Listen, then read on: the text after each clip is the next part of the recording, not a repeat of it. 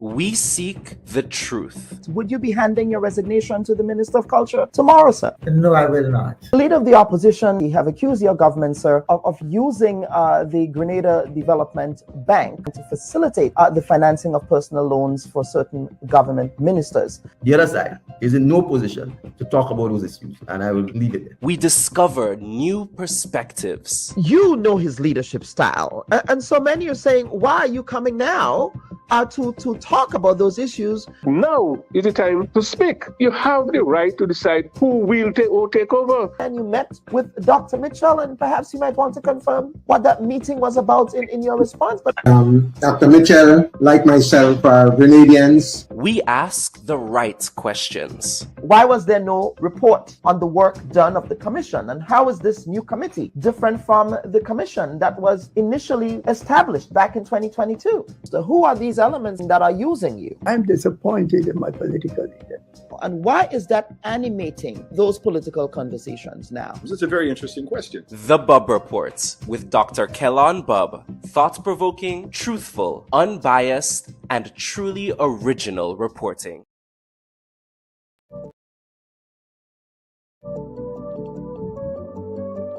Tell us, a commissioner of police, tell a politician, back off. You have no knowledge of the law. You have no knowledge of law enforcement. You cannot force my officers to do the wrong thing. But that is somebody's son. That is somebody's child. That is part of a family. And I think that is the part that they are missing out. Because E and F are apt to be used oppressively.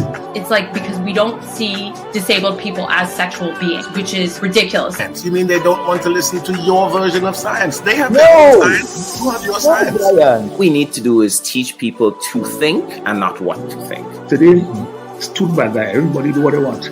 If I could forgive Bernard Ford, then I could forgive Bob Morris too.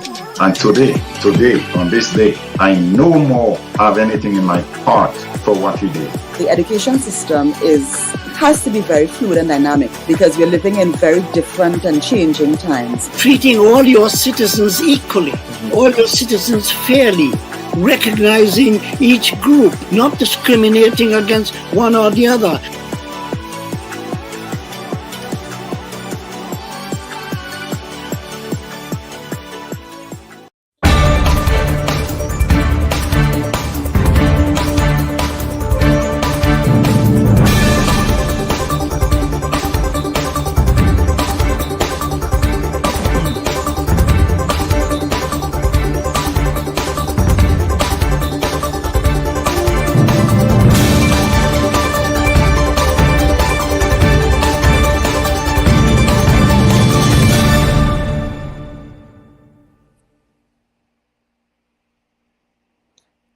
Hello, everyone, and welcome to the December 15th edition of the Bubb Report. I'm your humble host, Dr. Kellon Bubb. We thank you for joining us. Of course, please do us a favor by liking, sharing, and subscribing to our various social media platforms for regular updates from our program. And remember that this week's edition of the Bubb Report can be caught on GBN television later this week as a repeat broadcast. And for those of you over on YouTube and Facebook, kindly share this morning's live stream as well. Now for this week's editorial. Now, despite strides in women's representation in powerful roles, a surprising number of people across the world still don't trust women to lead effectively. These biases are deep-seated and may be difficult to change. In November 2020, Maya Sandu reached a milestone by becoming Moldova's first woman president. Following years of sexist attacks from men and women alike, it was a major victory for Sandu and women around the world who are increasingly reaching positions of power. The same month, the American people elected Kamala Harris, and of course that was back in 2020, vice president, the first female vice president of the United States, the highest ranking female ever in the United States history. Yet, even though women are vaulting to power, a pernicious culture of distrust in women leaders endures. Recent research suggests that this is even true in countries with long experiences of women leadership, from Germany to India. In these places, much of the public remains stubbornly resistant to the idea of women in charge.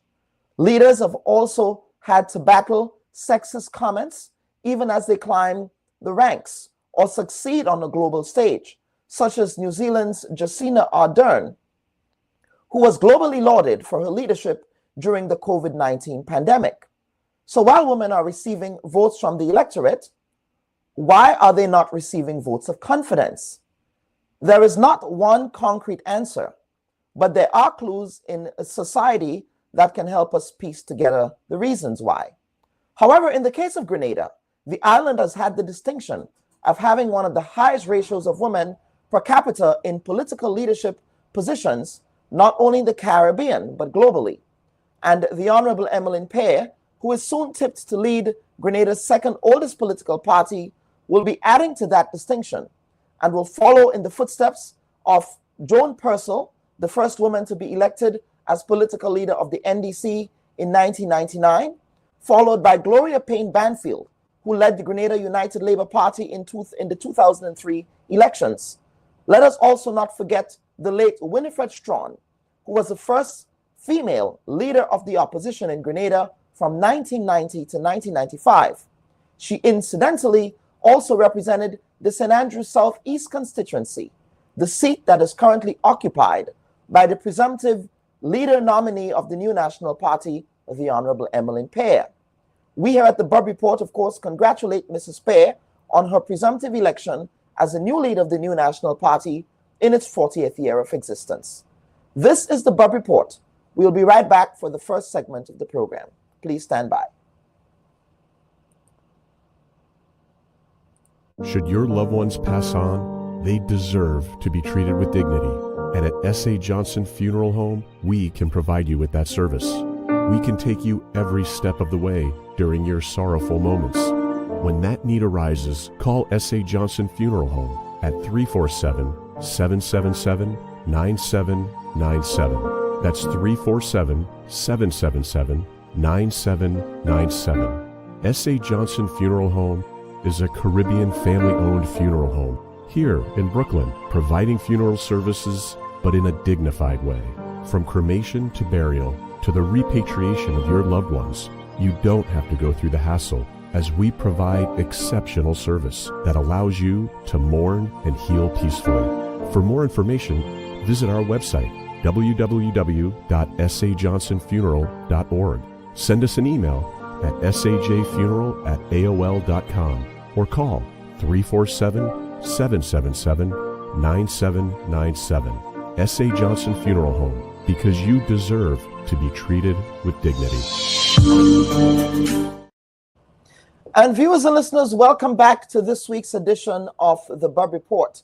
Now, for the first segment of the program, we will discuss the late-breaking developments surrounding the new National Party's 40th anniversary convention, as well as the experiences of leadership and leadership transition in Grenada and the Caribbean. Now, over the last 5 years, there was an impassioned debate in Grenada's national community over whether Dr. Mitchell will be stepping down as leader of his party to make way for a new generation of leaders.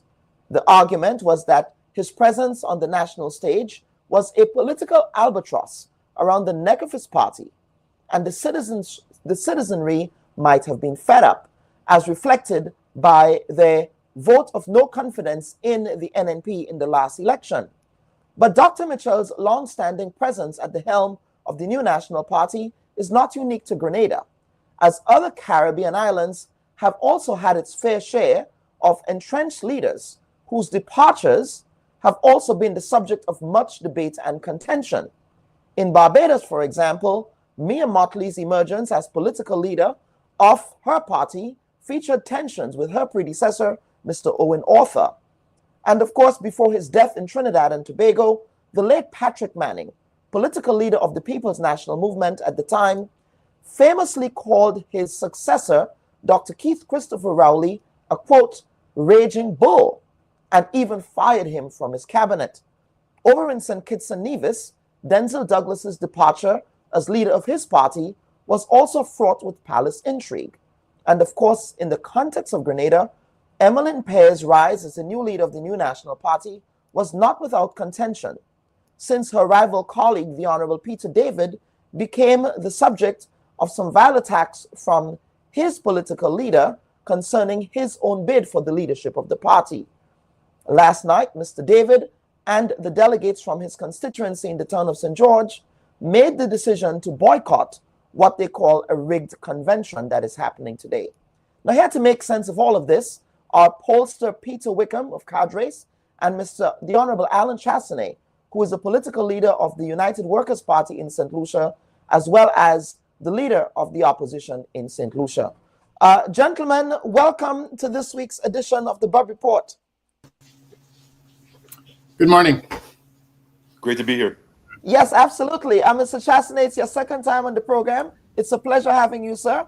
And Mr. Wickham, yes, go ahead, sir. I'm honored to be invited back. Thank you very much. Absolutely. And of course, yes. And we're having this important conversation today because, of course, the new National Party in Grenada is holding, as we speak, a historic convention. And why is this convention historic? It's historic on several scores. One, of course, it's the party's 40th anniversary. Mr. Chastanet, you were just in Grenada for some of those celebrations.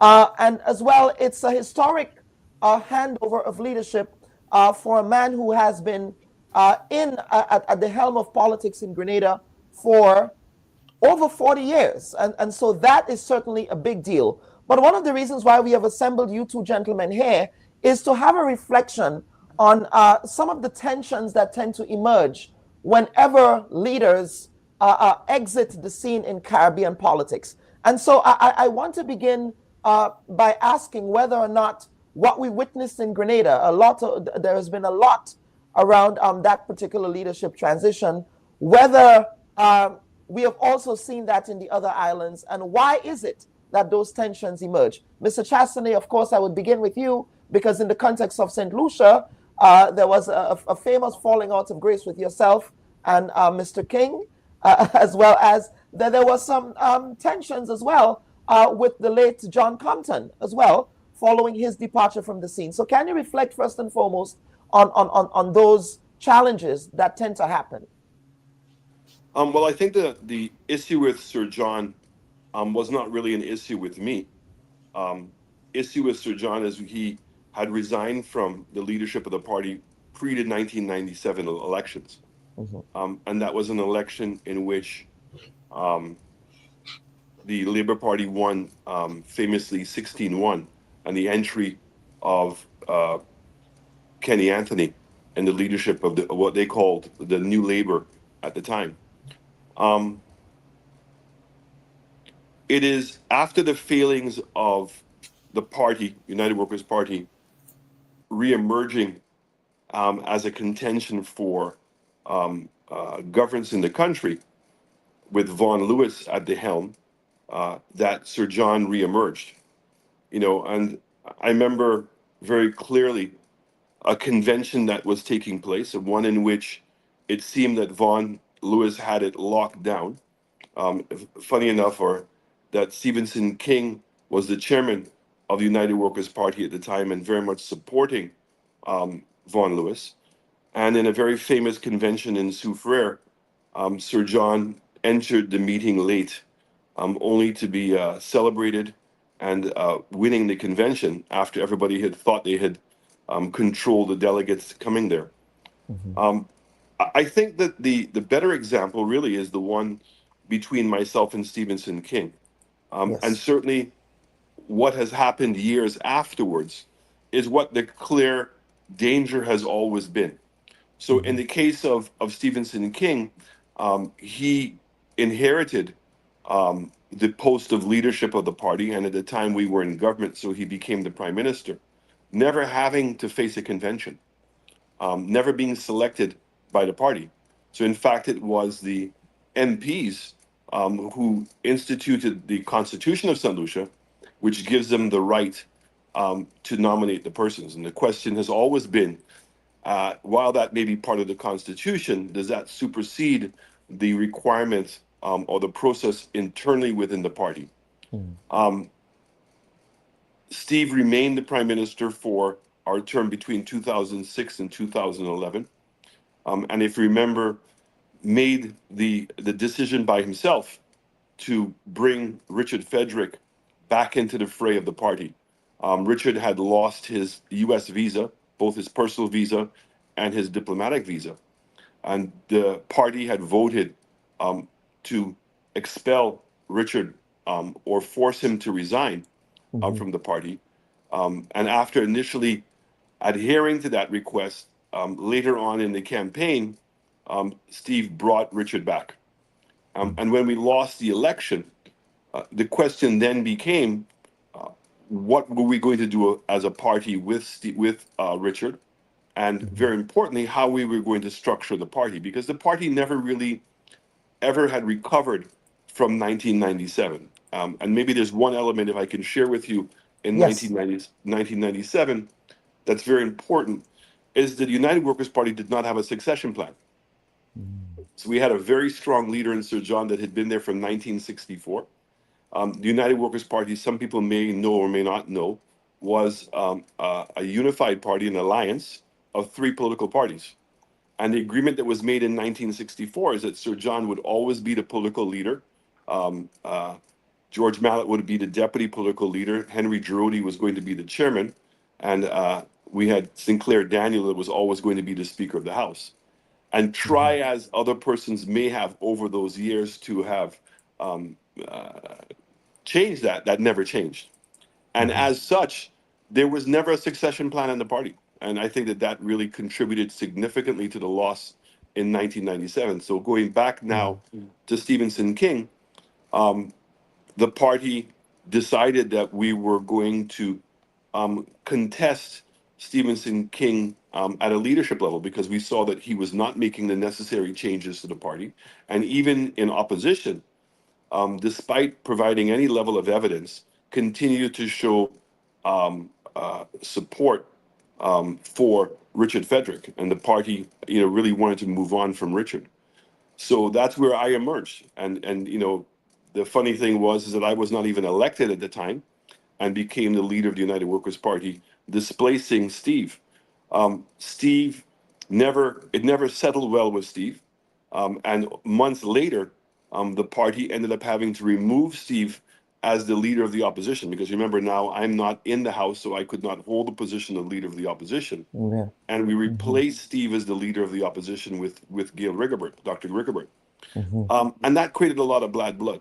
And so when we were leading into the elections in 2016, Steve and one or two other candidates really were withholding their support of me. I had to go through 3 conventions. I was contested heavily each time before the elections in 2016. And it was only at the last minute that Steve came in. And it was because of those sensitivities that I can say to you, as a political leader, and certainly being supported by the other members of our party, that we gave Steve a very senior position in the party. He sat at my left-hand side in cabinet. He was the first person to sit next to me in Parliament. He was given a significant ministry in the Ministry of Infrastructure and the Ministry of Sea and Ports, as well as Labor. And he was not given a basket to hold water. Steve obtained the largest budget in the history of St. Lucia for a Minister of Infrastructure. Despite all of that, we all now know that Steve decided one day after I called the elections to remove himself from our party and run independently. And sadly, tried to promote himself as a patriot, which was successful at the time.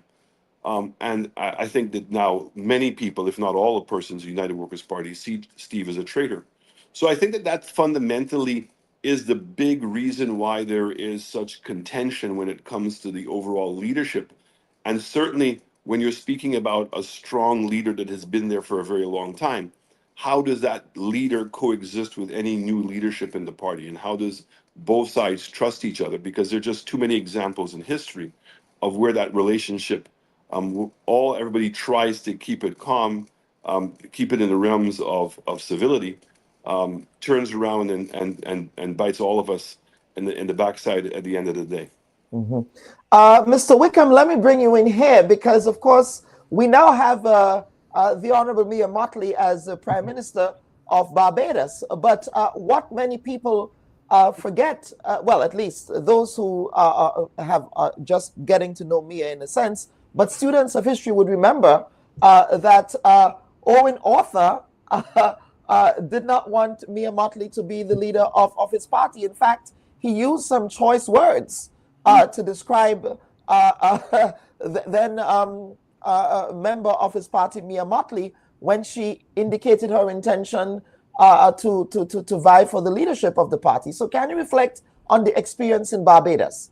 Yeah, I mean, it was a recurring decimal, and the situation in Barbados is really very simple to understand.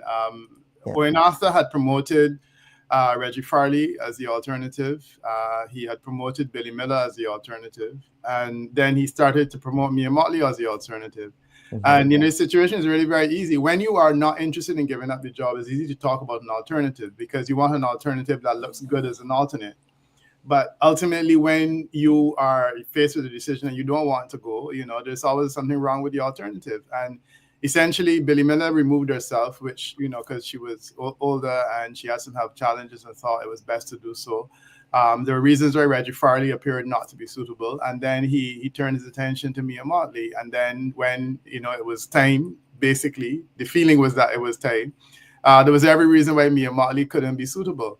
But it's a recurring decimal. And I think that what I want to do in the short time that we have this morning is to just reflect on why this is a problem in the Caribbean. And my sense is that we have inherited a Westminster system that has essentially relocated power from the king to the prime minister.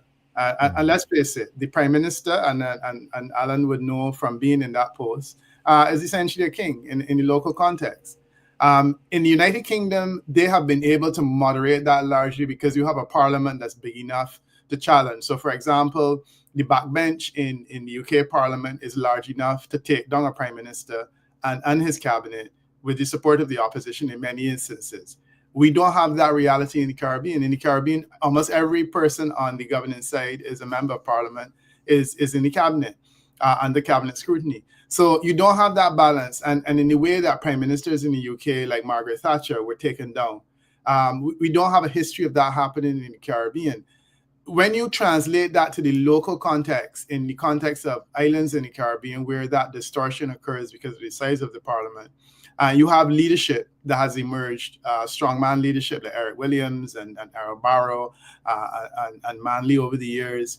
There was a feeling that the leaders essentially needed to replicate kings within their party. So the idea of transference of power was never a thing. In America, they have done that largely because their system was a reaction to the king. And they wanted to do everything to ensure that their leader could never really become a king. So soon after they had a history of presidencies and they fixed that and they said, look, you can't be president for more than 10 years. So you have to institutionalize a process of selection. I've campaigned tirelessly to have this done in the Caribbean, but unfortunately, we've not been able to get there other than in Guyana, where you have a term limit imposed. The one exception is Jamaica. And in Jamaica, you've had a situation where a leader who is very successful stepped aside and essentially stepped aside. He didn't have any alternative. Of course, in Guyana it happened, but legally it's impossible not to do it. But in Jamaica, voluntarily, that's what happened. And my sense is that the reason it happened in Jamaica was because it has the largest parliament, and you had the numbers to essentially make it happen. While in the other Caribbean islands, there's not that problem. So yeah, we had Barbados, it was messy. You had St. Kitts and Nevis, it was messy.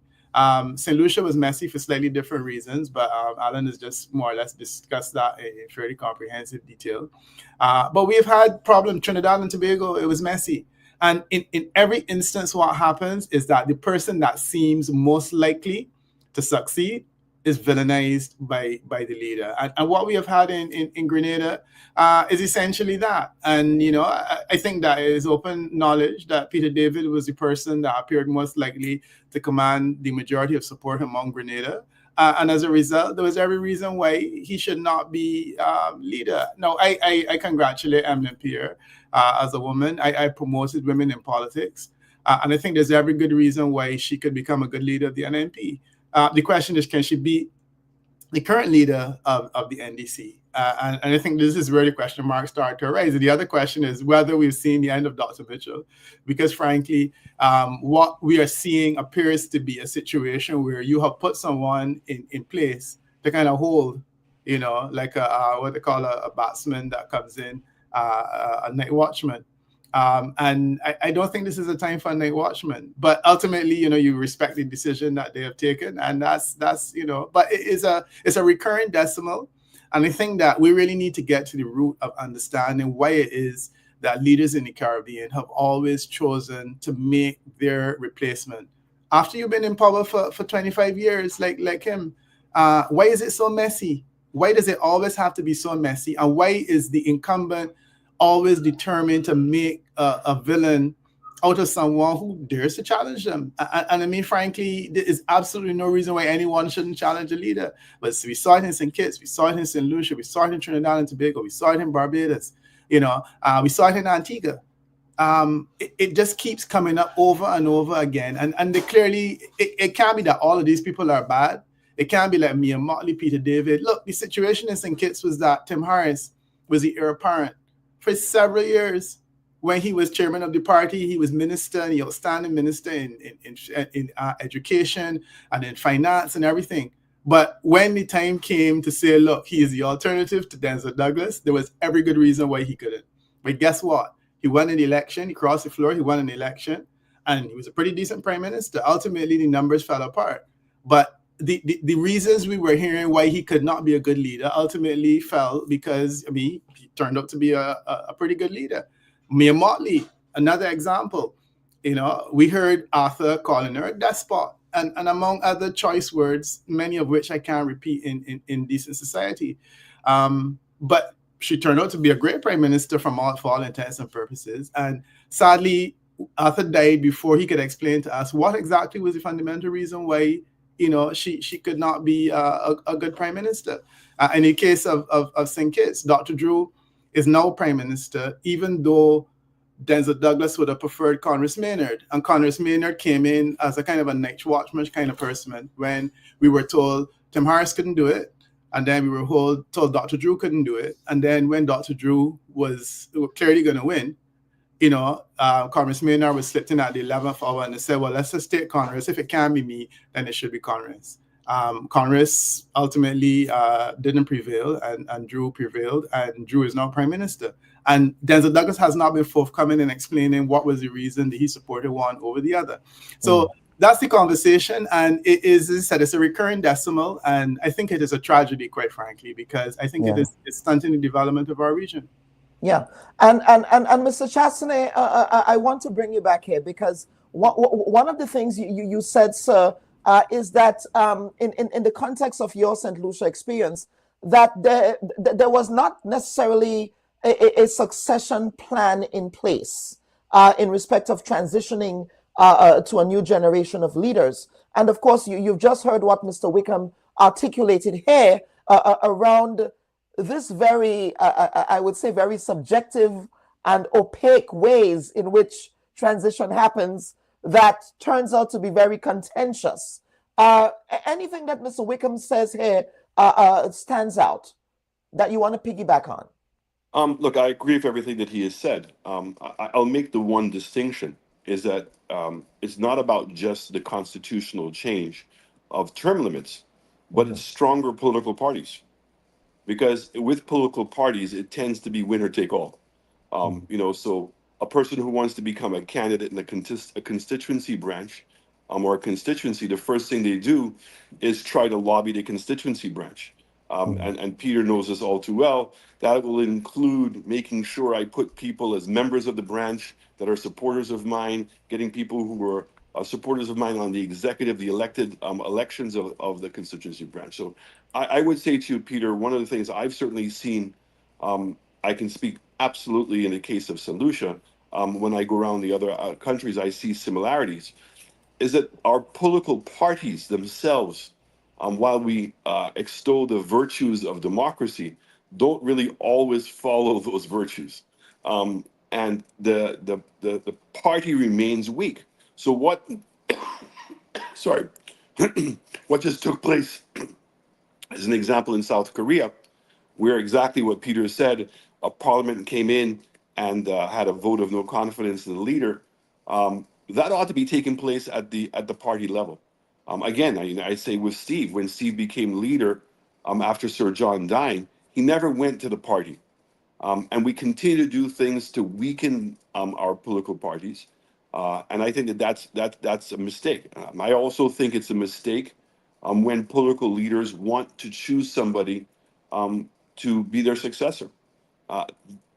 There was a story that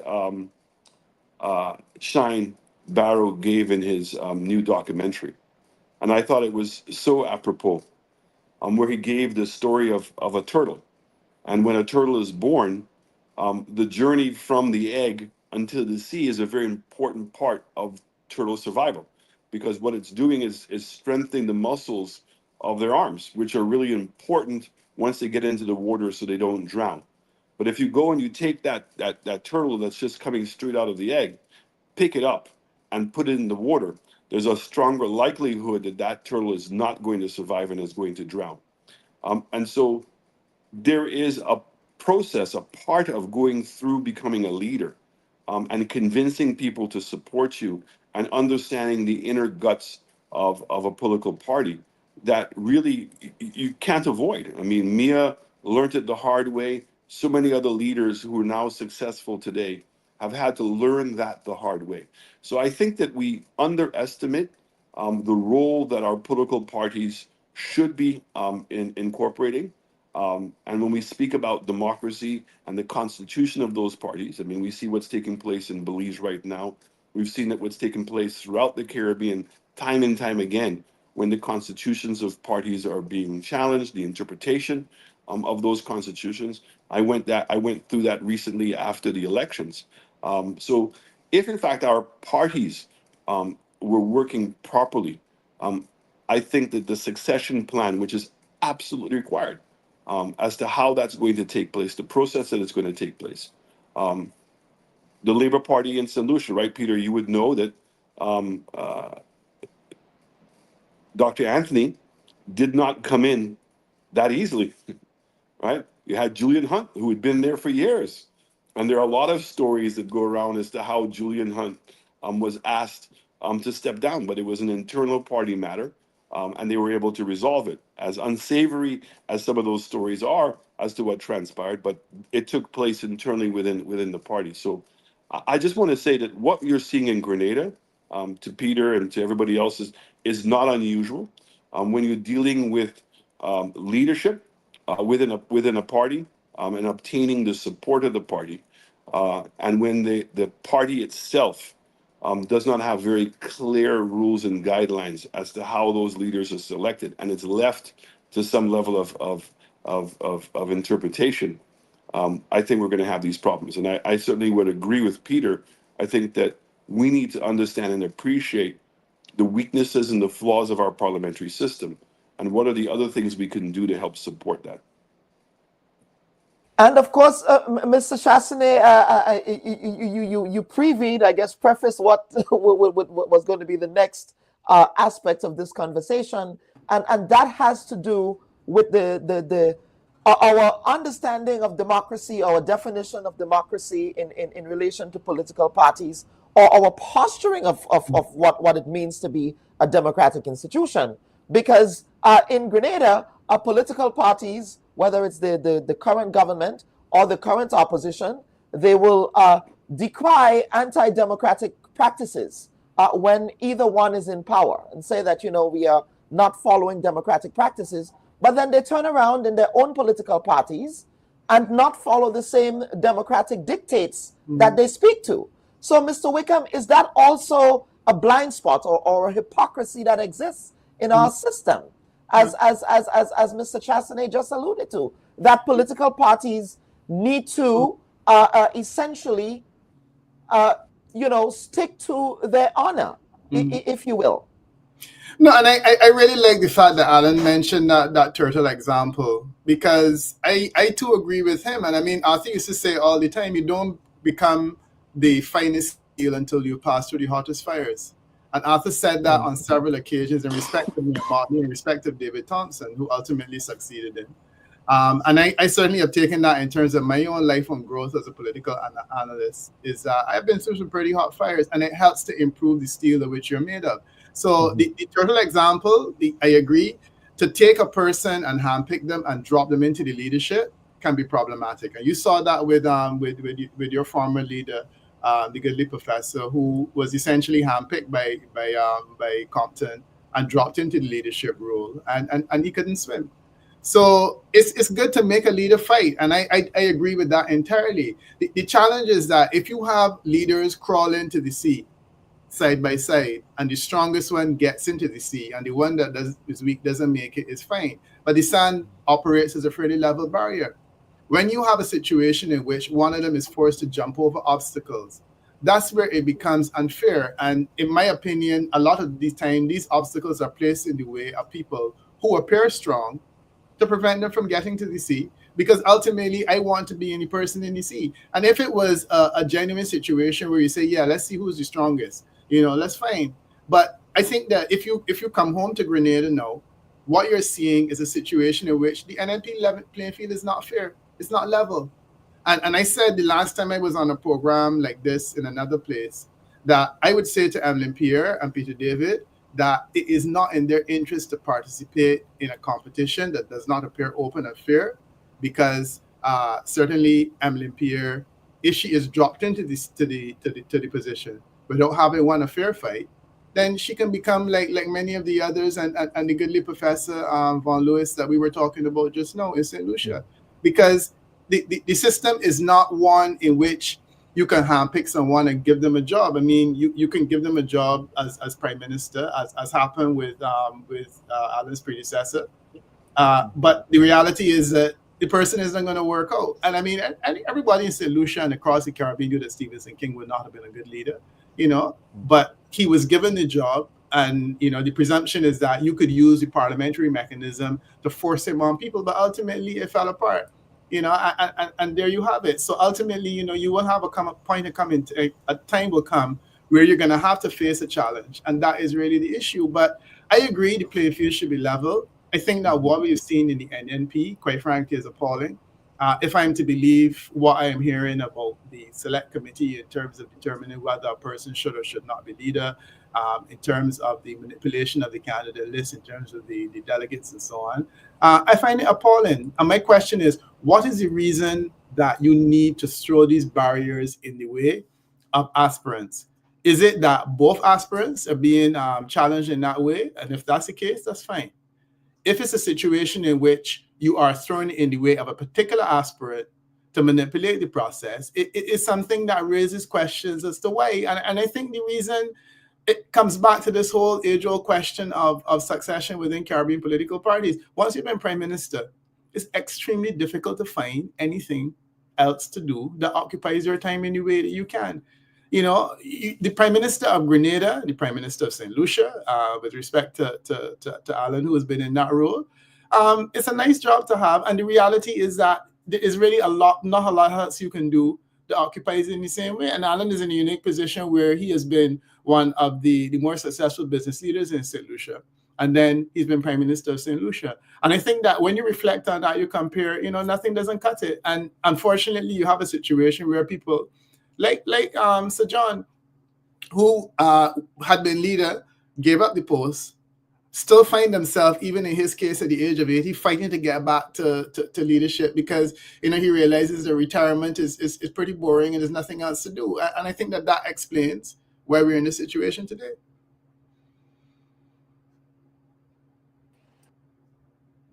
Yes, absolutely, Peter. Thanks for that perspective. Now, Mr. Honorable Chassanet, of course, I know that you were in Grenada for the 40th anniversary of your sister party, the New National Party. In a conversation that I had with the party's General Secretary, Mr. Roland Bola, he did say that the party did consult with sister parties in the region to speak to their experiences around a leadership transition. Is that a conversation that the New National Party had with members of your political organization? And if you don't mind divulging, perhaps I suspect a lot of what you shared here is perhaps what you might have shared with them, but I do not want to assume that was the case. But if you would be at liberty to perhaps share in general terms what you might have shared with the New National Party as they thought about leadership transition in their own organization? So we're part of what's called the Caribbean Democratic Union, which is a center-right grouping, and we're affiliated to internationally with the International Democratic Union, Yes. which is all the conservative parties around the world. And so I just want to say that if in fact we really follow the guidelines that have been established, and we truly believe in democracy, but that's a whole conversation by itself. It ought not to be the will of one individual person in your party that's making the final determination. Because ultimately, as Peter has said, the outcome of whatever decision that's going to be made is going to affect immediately all the members of the party, because clearly it's the aspiration of every political party to be in government. But then also to your wider membership, who is the general public, by not having a political party that follows the values of a center-right political party.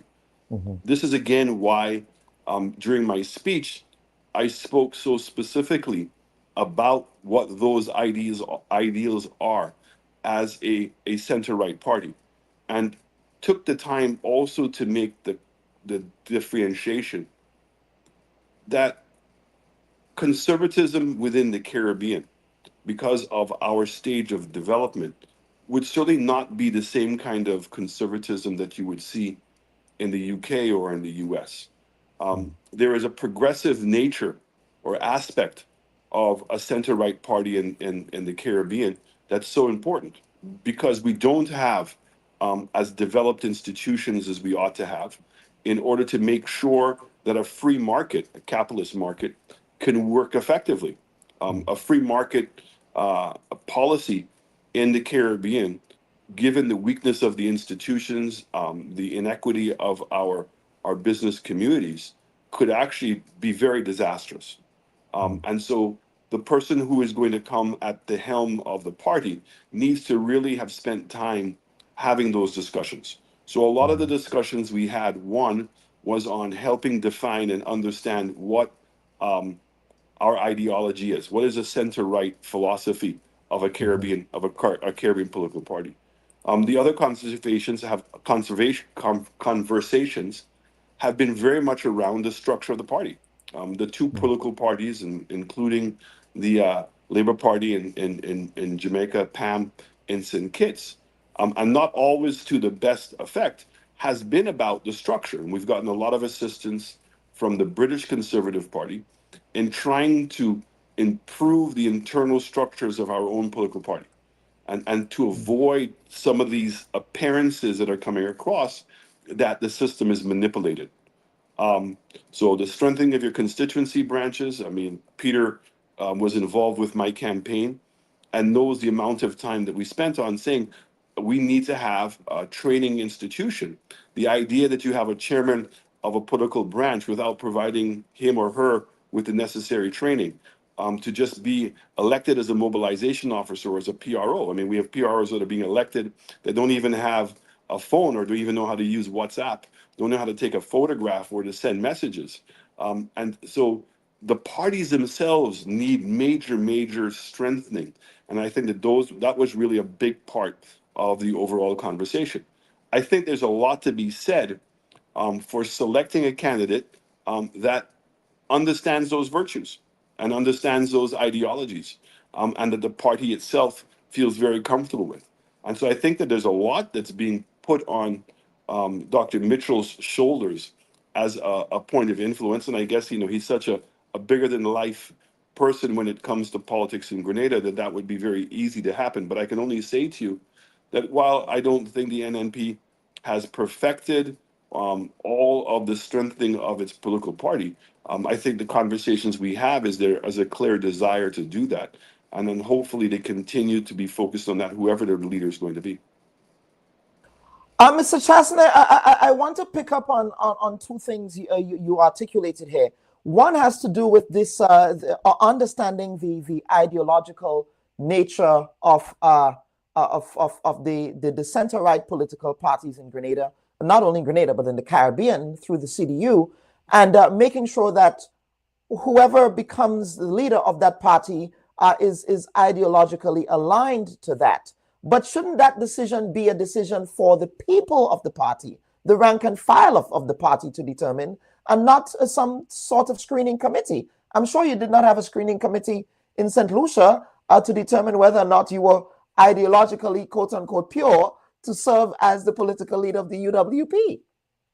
No, absolutely. It should be something that is involved in the party. Even if you're going to have some part of screening, there's nothing wrong with that, as long as ultimately the decision is going to be made by the party members. Right. But the question is, has the ideology of a center-right party been so ventilated that everybody understands that, and we can make that distinction? So I don't want to get away from this, but one of the oldest questions in the world is, can democracy exist without education? Right? I don't think it can. Is democracy so innate in people that you don't need to have to be educated to understand the virtues of democracy? I mean, that's why I have to say to you that what just took place in South Korea, I mean, it gives me goosebumps. It makes me so proud that people in South Korea understood what their freedom is, and understood that a president just putting in a martial plan, a martial law, that how anti-democratic that was. And the fact is, they didn't even wait. Within hours of him doing that, they were at the doorsteps of the parliament protesting, and within 1 week forced a vote at the parliamentary level. That's when you see the democracy is truly working, because the people understand what democracy is and some of the fundamentals of what democracy is. But South Korea has had a long history of anti-democratic actions, and clearly people have gotten to the point where they're going to protect these basic things. So that's why I say to you, the conversations with the party has always been about, one, accepting that this is the ideology, helping to define it, and what are the policies that we would have. So healthcare insurance, unemployment insurance, free market practices, but protection of consumer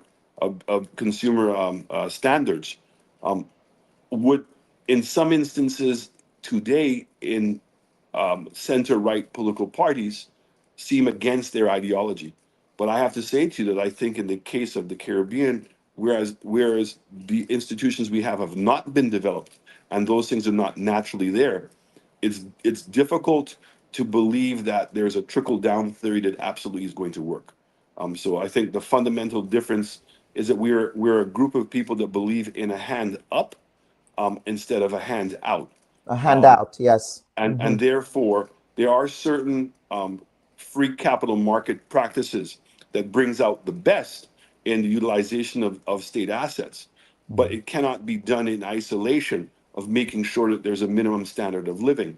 So that's important, because the person who is going to take over the helm, if in fact that ideology and that idea has sunk in and has resonated with the candidates of the political party, that you can entrust that that's going to happen. That's why I say to you that I think you still need both a screening as well as a vote.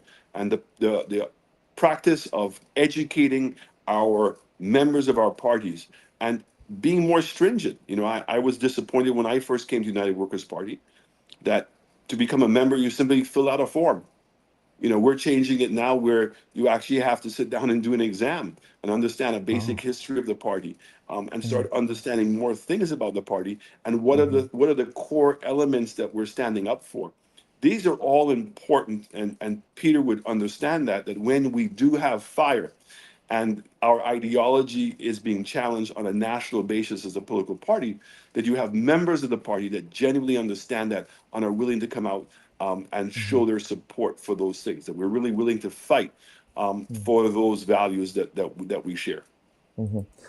Peter, let me bring you in here, because I know you have to go as well, Mr. Wickham. But I wanted to piggyback on this ideology question. Now, I remember in conversations, Peter, you may not remember this, but in the past, we've had conversations around how how important is this question of ideology in the context of the Caribbean, really, in respect of governance? Because when both parties govern, or even during elections, we don't hear all this conversation around ideology. Because, for example, in the context of the New National Party, although it's a center-right organization on paper, a lot of its policies really speak to, as the Honorable Chassanet just said, progressivism in a way. So speak to this ideology question for us, please, as sort of a litmus test for leadership. No, I mean, Alan does have considerable respect for him. I appreciate that what he's saying, it makes perfect sense in the context of the ideological growth of political parties. And I agree entirely that this needs to be an important objective. I do remember our conversations about ideology, and I do remember my assertion that it's largely irrelevant in the context of the conversation that we're having today. So with respect, Alan, I don't think anything you're saying is wrong. But I don't think that the fundamental issue that we're dealing with in St. Kitts, in Barbados, in St. Lucia, in Dominica, and Grenada is ideology. The former Prime Minister Keith Mitchell, did not lose the last election because of an ideological slant. They lost the last election because people were tired of him. I don't think that Dick Mitchell won because his ideology appeared to be more attractive to people, or that he understood the ideology of the NDC better. And frankly, I don't even think that the NDC had an exposed ideology anyhow when he took over as leader, because he had no history in politics. But he won because he was younger and exciting, and he beat a guy who people thought was old and tired, or tired, if not old. When he would beg to defer that he's tired. Have you seen him dance? I'm just kidding. Go ahead, Peter. He's very much on his age, but ultimately people have been tired of him. I mean, you could compare him with the Prime Minister of Dominica. Prime Minister of Dominica is a young person, younger than me. But ultimately, when you've been Prime Minister for 25 years, it's difficult for someone to say, but you're not old in the post. And that is an understanding that I think that we need to be clear on. So I like the ideological conversation. I think it's fascinating, but I continue to assert that I wait to be challenged by anyone who can provide evidence that there is a fundamental ideological difference between political parties in the Caribbean. And the reason that people can jump so comfortably from one to the other, to the other, to the other, the guy who leads the DLP now has been a member of both political parties twice, right? And the reason that he has been able to move that comfortably is no fundamental difference. And I look at the policies of Keith Mitchell, and I agree with you, Kellon, entirely, that a lot of those policies were not center-right policies. They were largely policies about using the state and welfare and stuff like that. That's what Peter David is also known for. So I find it fascinating that he is being challenged on being too left, when the reality is that you look at the Grenada tax policy, you look at the Grenada welfare policies, all of them have been ultimately the same. In Antigua, right across the road, you have two political parties. When one took over and it said it was going to be fundamentally different, they did exactly the same thing. There's a slight difference in relation to taxation in Antigua, where one supports income tax and the other doesn't. And the irony of it is that a party that is a Labour party promotes a policy that says we should have a no tax policy, when everyone knows that left-leaning parties are generally more comfortable with direct income tax than indirect tax, which is not progressive. So it's a ideological conversation, which is fascinating. I think, however, that the issue that we're dealing with today is not about ideology, but personality. It's about personality. And when I reflected on Alan's comments just now about the turtle, I immediately think of Kamala Harris. Kamala Harris was handpicked by Biden, and Biden decided when he couldn't get the job, he's going to drop her in to the water. And what happened? The American public rejected her. And I think that everyone agrees unanimously that if Biden had said earlier, I'm not going to run, the Democrats had looked for an alternative, she would not have been the person. And that person would probably be in the White House today. But there we go. So it's important that leaders face challenge and they're matured. But I think that we also have to have honest conversations. The one person that I think could have advised Dr. Mitchell in relation to this process is P.J. Patterson, because he stands as the only living Caribbean leader that has said, I've served 3 terms, I'm finished, I'm going to choose an alternative, and whoever the party chooses, I will support. That's the only advice that Dr. Mitchell needed. But Dr. Mitchell has gotten himself in a conversation about ideology and all this type of thing. I mean, it's so fascinating. I'm a political scientist, so I love it. Ultimately, that's not why he lost the last election. And that's not why the next person is going to win the next election. So to say then that this is the solution, the party needs to be strengthened. Of course, the NNP needs to be strengthened. The NDC needs to be strengthened. Certainly, UWP, Mr. Chastanet is looking at strengthening the NNP, the UWP in Antigua. The St. Lucia Labour Party needs to be strengthened. All of them need to be strengthened because ultimately they are political parties, are comfortable vehicles that carry a leader into office. And then after that, they don't have any relevance. So I look forward to an environment in which we have political parties like the ones in United States of America, and Kellan, we're both in the US now, where you have political parties that strengthen it. But the reality is that we're not there yet. And what we are looking at is a conversation about leadership and who people prefer more and less. And when the rubber hits the road, that is really the conversation that we're having today. And I cannot say that what has happened within the NNP of recent times is helping the NNC's chances of getting back into office any sooner. And therein lies the challenge, the conundrum. I'd like to chew on Mr. Chastanet, yes, if you want to piggyback on anything. Yes, sir. Yeah, so I think that Peter brought up a very interesting issue because sometimes we don't want to look at the mirror and look at ourselves. So sometimes it's better to go outside the region. So here's the great Democratic Party in America that completely messed up their leadership. Who had the strength? Not once, but twice. Twice, by the way, with Hillary they're all Clinton coming as well. out, Go ahead, and they're yes. now coming out and asking, how is it that Biden got to run the second term? So forget about after the decision was made and the realization that he couldn't do it. That decision should have been made even before. And the mechanics within the party did not allow that to happen. And that's because of all the different strong groups within the party, because a party doesn't come down to individuals. It comes down to different strong men, strong groupings within a political party that are all advocating for their particular purpose. The purpose of bringing up the ideology is talking about how we're going to cause the country to prosper. And I think that not often enough that the persons who are participating in the leadership of a political party are looking at it in the context that we must win. And that the ideology we have is the best ideology for developing the country, my own future, the future of my family, and the future of the country. And therefore, to make that right decision rather than making these emotional decisions, which are advocacy groups that become blinded about the things rather than remaining focused as to winning the election. So the question which becomes first, the chicken or the egg? And we've seen with the absence of education, the absence of a strong ideology within the party, and to know the difference between what's going to win and what's going to lose, then we continue to make the bad decisions. And America, the Democratic Party, is a classic example.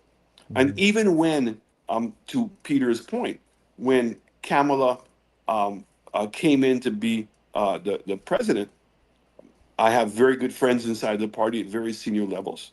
The party wasn't given a choice. You know, she said that if she wasn't going to be the person, there were certain groups within the Democratic Party, the left group, the Black Caucus, a whole bunch of them, that said all hell would break loose. You know, and people conformed, but by that time it was too late because it was more about her becoming president than having an ideology of the Democratic Party, a plan for the Democratic Party, and how America was going to progress. And whether we like Trump's plan or not, you know, he espoused it every single day. He's, you know, conservatism on steroids in many ways. And he did a better job of addressing those needs, which Kamala never did because it always became about her. Hillary Clinton was even worse in the level of entitlement. So I just want to say that until we strengthen our parties and the democracy and the processes within our parties, and genuinely are able to have a debate internally in a party with a finish line, and we agree on what that finish line is going to be, I think that we're going to be subject to these kinds of things all the time, meaning that a political leader can have that level of either real strength or a paired strength within a political party. And PJ Patterson is a great example of an amazing man, because Peter and I know that if he'd run a fourth time, he would have won. I was in Jamaica in those days. So pretty remarkable, and has stayed in the back. And unlike we were saying, Peter, he found something else to do. He's found lots of different groupings to be involved in as an elder statesperson. And what I admire about him, he has not limited himself to being with socialist movements. He's been involved in all kinds of different movements with different ideologies around the world, always about improving the quality of life in the Caribbean. So I just want to say what's going on in Grenada is not unusual. Some people may be disgusted by it, but ultimately the wisdom of the decision that's being made will be felt at the next elections. And there's a lot at stake for all NNP supporters, and they need to all understand that that's what is at stake. Peter, I want to respect your time, so quickly, and then we'll go to closing comments. But viewers and listeners, please stay tuned, because we do have a conversation with a delegate from the town of St. George after we discuss the delays at the Port St. George with Mr. Kenny Lal Singh and Ms. Rolanda McQueen. But we will have a conversation with a delegate from the town of St. George, so you do want to stay tuned for that. But Mr. Wickham, in relation to today's convention that's happening at the St. Andrew Anglican Secondary School, incidentally, it was also the school where Mr. Peter David was expelled from his old party, the National Democratic Congress. At the time of Mr. David's expulsion, he did not attend that convention. Similarly, today, Mr. David is not attending that convention at the St. Andrew Anglican Secondary School, along with his delegates from the town of St. George, in protest of what they call a rigged process, as we have been discussing here this morning in relation to processes for transition and all of that. But Mr. Wickham, can you speak to the wisdom of Mr. David's decision, as well as the delegates from his constituency to not attend the convention today? No, I think, Kellan, when we spoke earlier, I said that I would have preferred that the decision that he communicated outside the convention was communicated inside the convention. So my preference would be for him to go to the convention, to rise and speak, and to withdraw his nomination at that point in time when he was nominated. That would have been my preference. But ultimately, it's not for me to say. My opinion wasn't sought, and as a result, I'm giving it here now. But the idea of him not competing makes perfect sense. I believe what is happening today will be a coronation for Emlyn Pierre.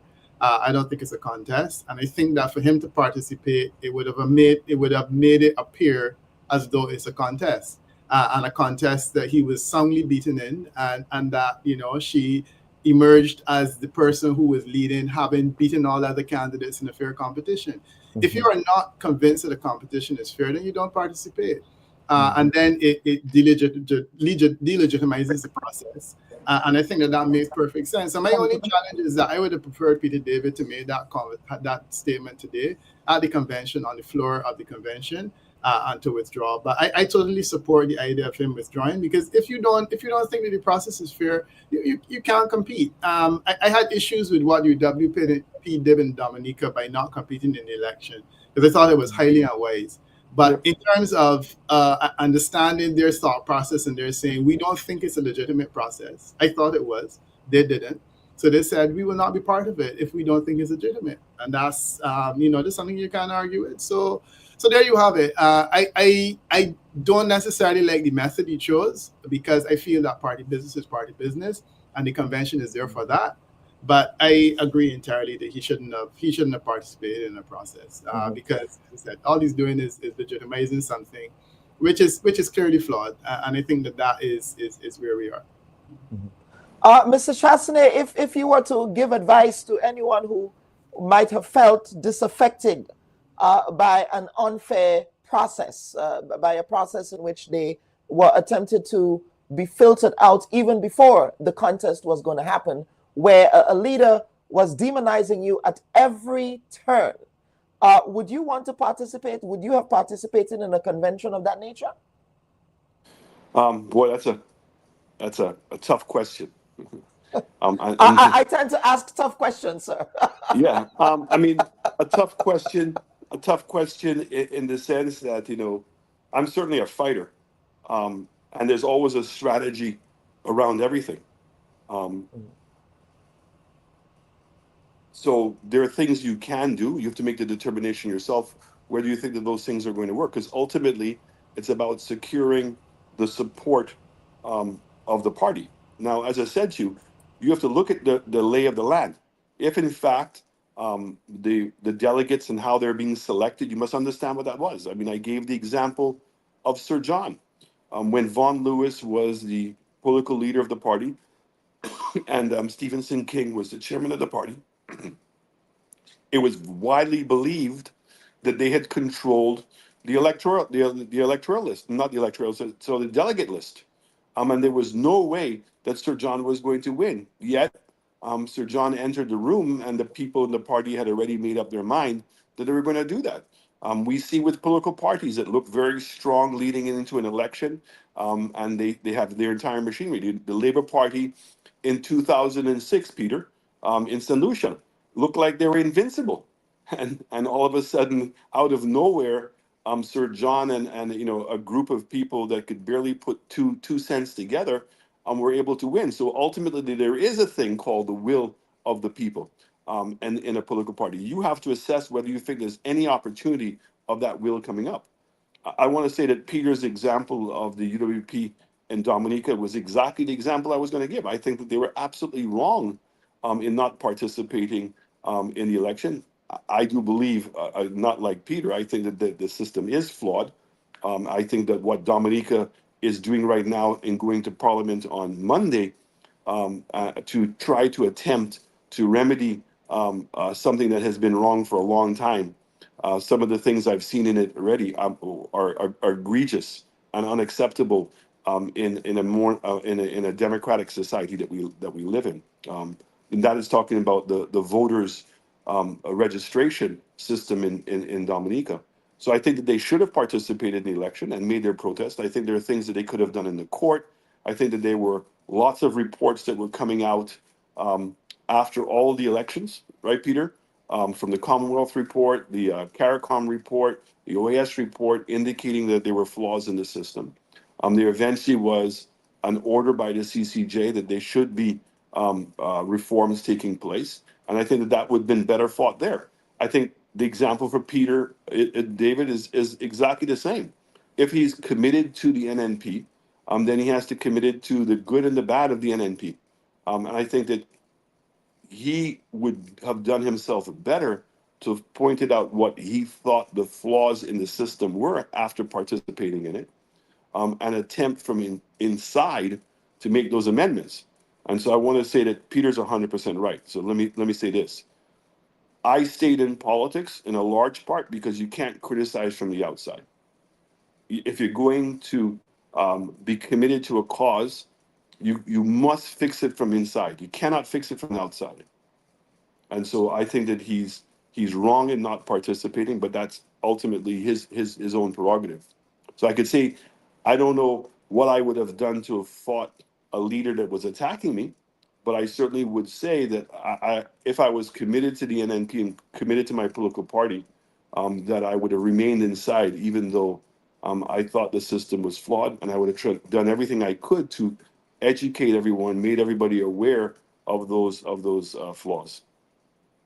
So fighting from inside and not, we have a saying in the Caribbean, not washing your dirty linen in public, Mr. Chasney there. But gentlemen, of course, and Peter, I know that you have some important plans today, so I want to go over to you, sir, for some closing comments before we get to the Honorable Alan Chasney. And I have to say, gentlemen, I really, really enjoyed this conversation today. As someone who lives in the research and intellectual space, this was a lot of food for thought, and I'm sure that the audience would also concur by a lot of the comments and very passionate conversations that are being had in the chats today. So we thank the audience. Unfortunately, audience, we would like to get to your comments, but our panelists are short on time, and I want to respect their time. So, Mr. Wickham, I would go over to you, sir, for closing comments. But as you offer closing comments,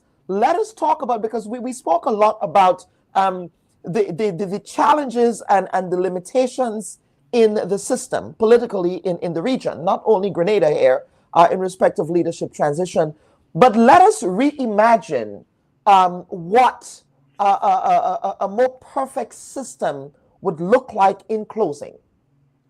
Well, Peter. that's another program, and I do have absolutely, yes, sir. I think that developing intellectual body of the party, developing the party institutions, developing the ideological base, that's important. I think that the idea of term limits at the institutional level, both within the party and outside, is important. I think that rules in terms of the selection of a president or a leader going forward, even though if that person was successful like Biden, that's a point that Alan made that's very important. So I think that there's space for both. And I do agree that it's a project that we need to consider, but not now. I don't know that in this context where people are so focused on these kinds of issues, they can do that. In a sense, Mia Modi has given us an example where after she was taken down as leader, Arthur lost the election, and then she was returned as leader. She set about a path of saying, let me look at the pillars of democracy within the party to see what the party stands for, and let me develop that. She did a comprehensive document with that, which was made widely available. And then she started a process of going around the country, introducing the candidates and the new platform to the people. Now, the party mechanisms have not been altered, and I think that that's something that needs to be looked at. But certainly, she's done what few political parties in the region have done, in that she has a document that says this is what we stand for as a political institution. I would encourage the NDC to do that, quite frankly, and I would encourage other political parties. It's something that the UWP can think about. You mean the NNP? You said the NDC. Sorry, the NNP. Well, I would encourage the NNP and the NDC. Both of them. Both of them. Right? Because there were questions around how the Honorable Deacon Mitchell came into the NDC as well, which we covered on the Bubb Report, by the way, when it happened. So go ahead, please. So right, so basically both of them, but I meant in this instance the NNP needs to think about it, but certainly the NDC should. So it's a process that many political parties can think about. So that is something that I think we should have conversations about. But I think that we are at a crisis point within one political party where it has a decision to make currently going forward. And I wish them well. I wish Evelyn Pierre well. She will be coronated as queen, and Grenada will have a leader of I think the first NNP leader that was a woman, and I wish her well in that regard. But the reality is that when the next election bell is called, the fight that she will take on will be something completely different, and it will have nothing to do with gender. It will have to do with her fighting on fair and even grounds for a party where people have to say, which one is better. And I think that is really where the rubber hits the road. But gentlemen, I really appreciated this conversation. I'm quite happy that I was able to stimulate the interest of Dr. Bubb. Yes, sir. I am a lifelong learner. I love learning, and this to me, and this is what I say every time we have guests on this program. For me, it's a learning opportunity for me, and I believe it should also be a learning opportunity for members of the audience. Yes, go ahead, sir. And I also appreciated working again with Alan Chastney, the Honorable Alan Chastney, who has emerged as a leader in the Caribbean that has some very, very interesting ideas and food for thought. And I admire his tenacity in terms of saying that, these are the things that we need to look at in terms of developing the party. And so it was an interesting conversation where you had the pertinent, the immediate strategy versus the long term, and then also the intellectual component. And I appreciate the gentlemen spending the morning with you guys. So I look forward to watching the rest of the program, which I will follow after, to hear what the representative from Thomas St. George's has to say for himself. But Alan, thanks, and also Kilon, thanks. Yes, absolutely. The Honorable Alan Chastney, sir, over to you for some closing comments. Mr. Chastney, I have to say, I really enjoy having you on the program. Even though your appearance on the program the first time was over some controversial comments made by our Prime Minister in your country. But certainly, I believe you have such a wealth of knowledge, both in the private sector and in public sector, that not only St. Lucia can rely on, but the region can rely on, sir. So please. Well, Peter would know something about me in my past is that I'm very much of a process person.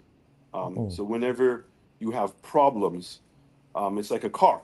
If the car is not starting, there's a checklist of things you go through to determine what the problem is. Is it the battery? Is it the spark plugs? Is it the fuel? What's the problem? And so organizations tend to be structured very much the same way.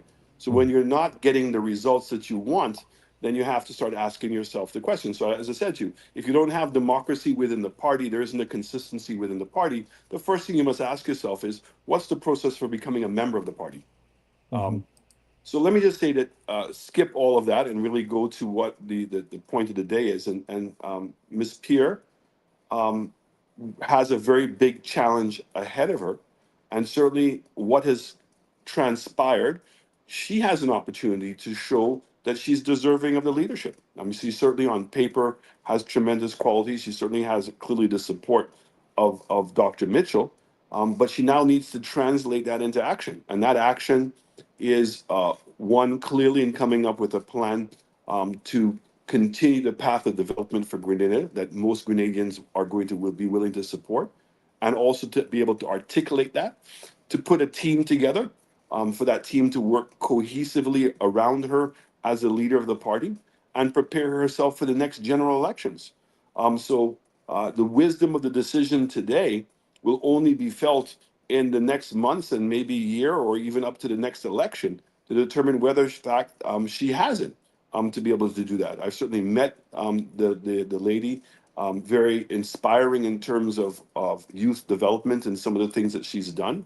Can she translate that to a bigger picture? And we will find out very soon. And that's why I would say to Peter David that, let's be part of the solution and not part of the problem.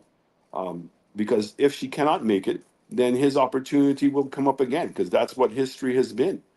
People are very short, and they're very unforgiving in their choices. I see leaders who look like heroes today, and within months, they're down in the gutter. Look what's taking place with Starmer in the UK in a matter of 3 months, from rags to riches, or from riches to rags, so quickly.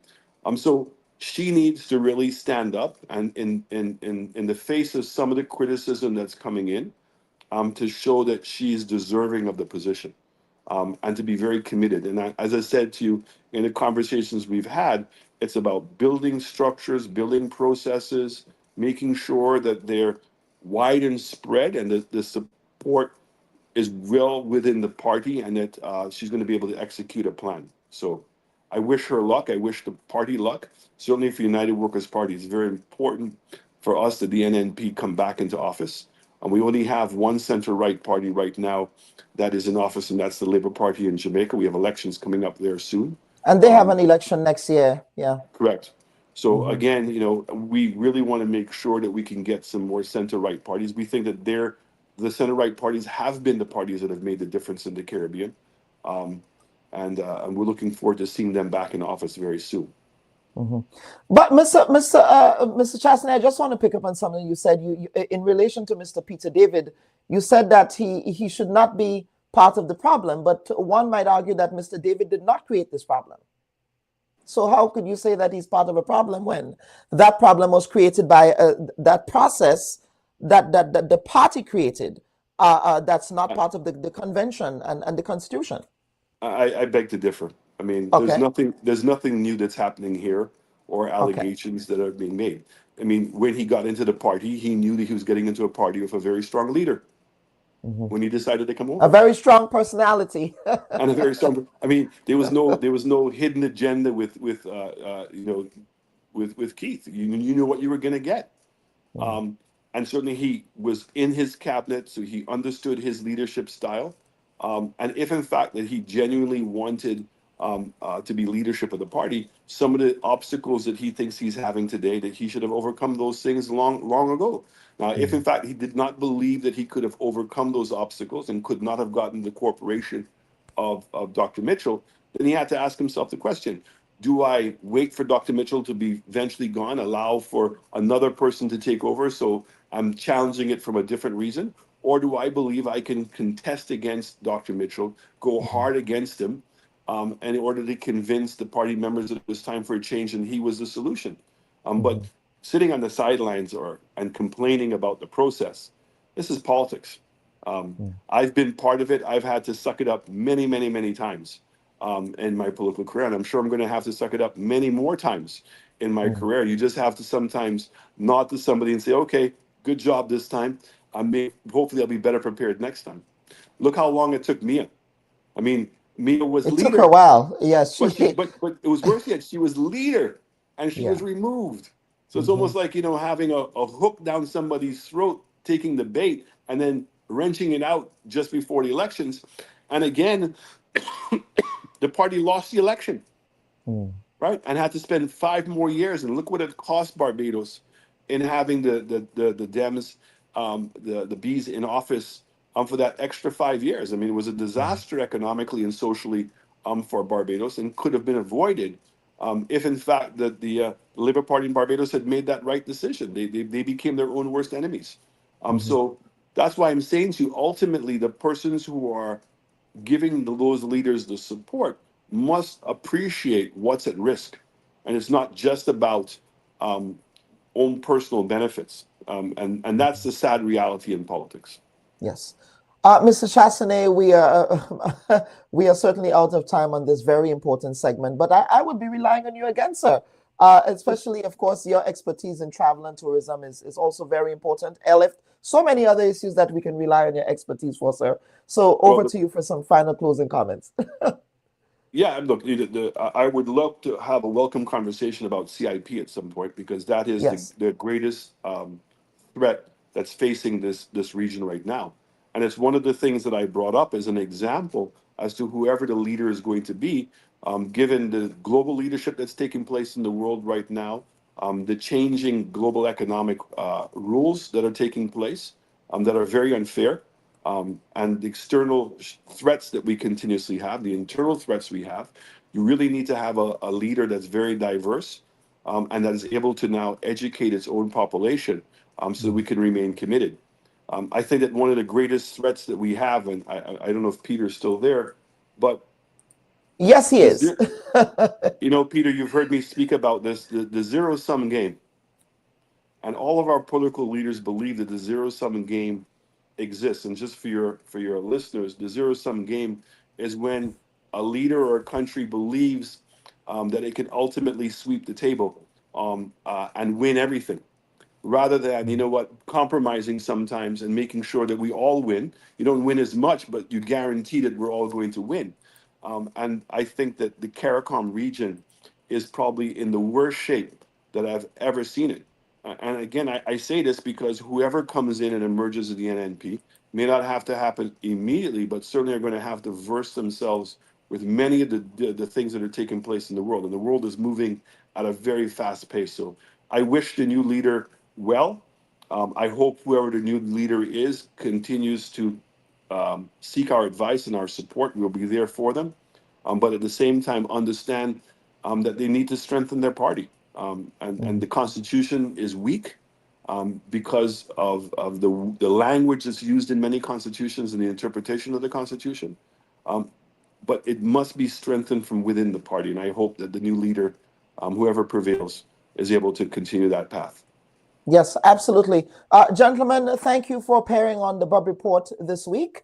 And this, again, very important conversation. We will, of course, be watching the space in relation to what unfolds at the St. Andrew Anglican Secondary School in Telescope. Incidentally, of course, that is also in the constituency of the Honorable Emmeline Pay. Gentlemen, thank you again. Thank you. Absolutely. Viewers and listeners, this is the Bubb Report. Thanks for staying with us. We will be back for the second segment of the program. And as I said, our final conversation today will be with one Mr. Bowen, who is a delegate for the new National Party from the constituency of the town of St. George, the constituency, of course, of the Honorable Charles Peter David, who is a member of the new National Party. And of course, he will not be attending today's convention. So please stand by for that conversation. And of course, we will get to the next segment. We'll be having a conversation around some severe backlogs and delays at the port that has been affecting small business. So please stand by. Don't go there. You are a technocrat. I mean, you can speak to whether or not it was appropriate or inappropriate for that to occur. Would you have done that as a permanent secretary? Politicians get the information from wherever source that they can. that's going to be the extent of your answer. Yeah. Don't go there.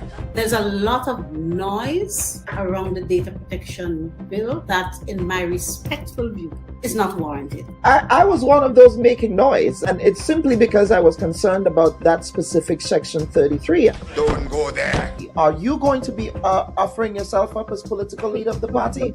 I see you've called me here for much more than diplomatic passports. I don't mind that. Don't go there. What is the relationship like between you and your leader, Dr. Mitchell, your boss, Dr. Mitchell? I'm not sure how to explain how to answer this question at this time. I prefer not to answer. Don't go there. They said that you approached the bank for the loan before the election and that it only materialized after the election. There are also conflicting reports around the quantity of monies that were received. What is the reality here? People try to extort the truth and to make all kinds of things about it. I just stay quiet. So if you notice, I was really and truly quiet about the whole matter. Well, except with not with the New Today newspaper. The New Today newspaper reported on this, so I'm not too sure you were quiet on this. Go ahead, Honorable. Go ahead. Well, I'm just trying to answer your question, right? Don't go there. I think we just spoke at length about the regularization framework. So yes, we did. But let us talk, Prime Minister. Let us talk about the workers who are dismissed. The Bubb Report. We go there.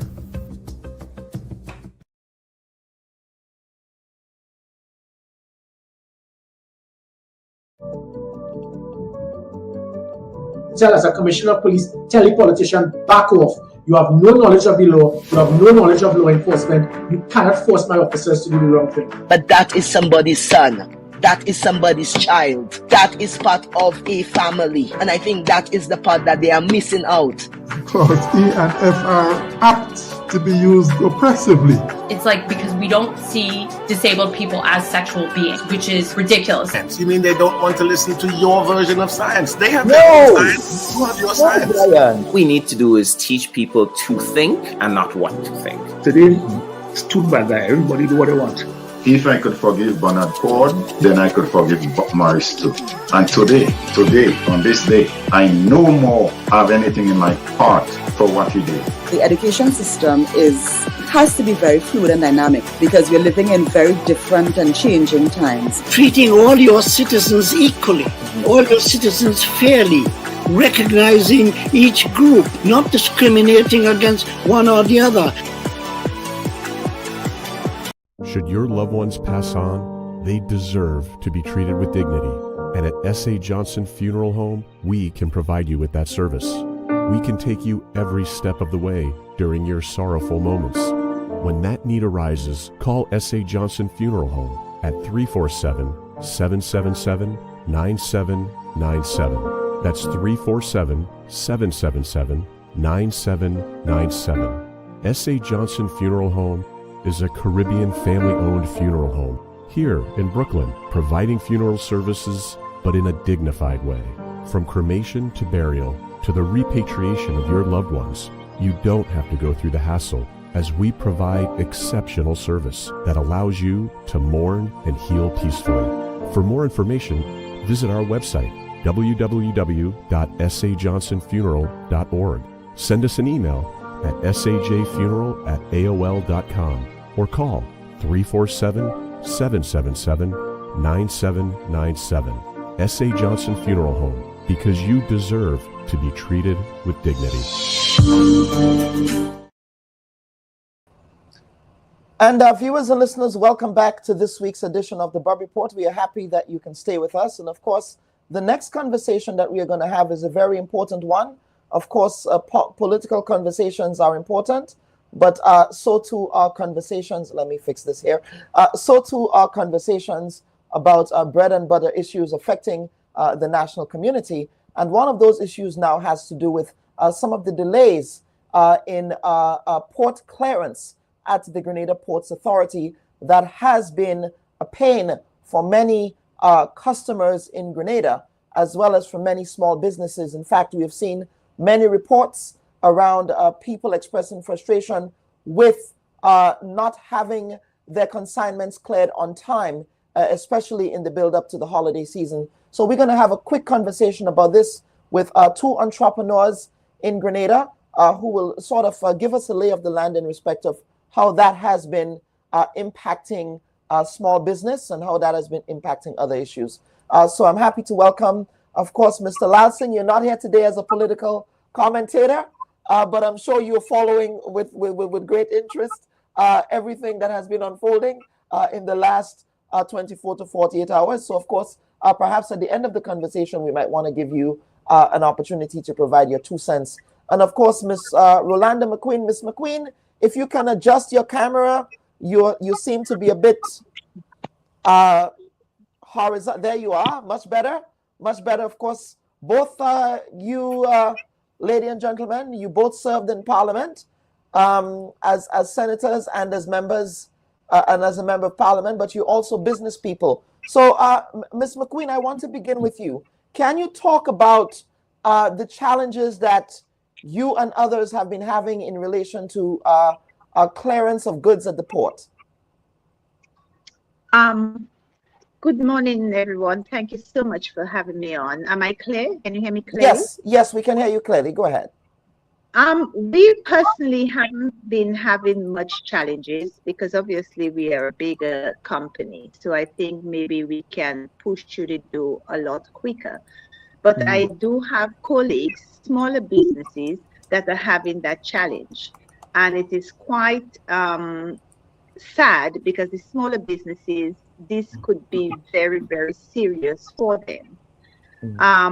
These are, remember, most of them are still getting over or haven't even gotten over COVID. And by not receiving their goods on time, the problem it can cause, it can send lots of businesses out of business.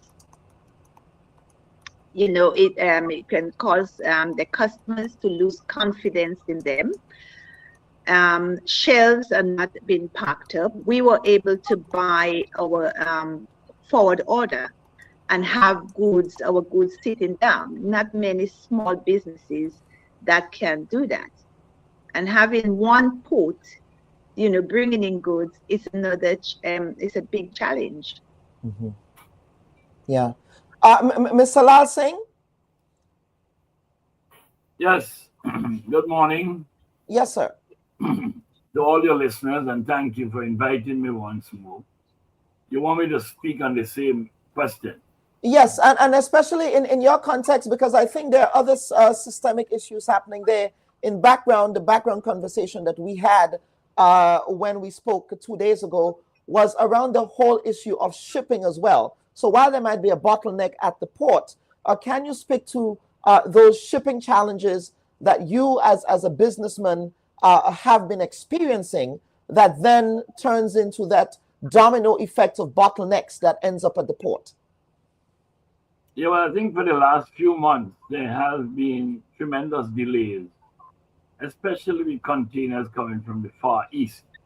Coming out of the USA and the UK, I don't think we have much of a problem. But many of the containers coming out of South America, the Far East, have tremendous delays.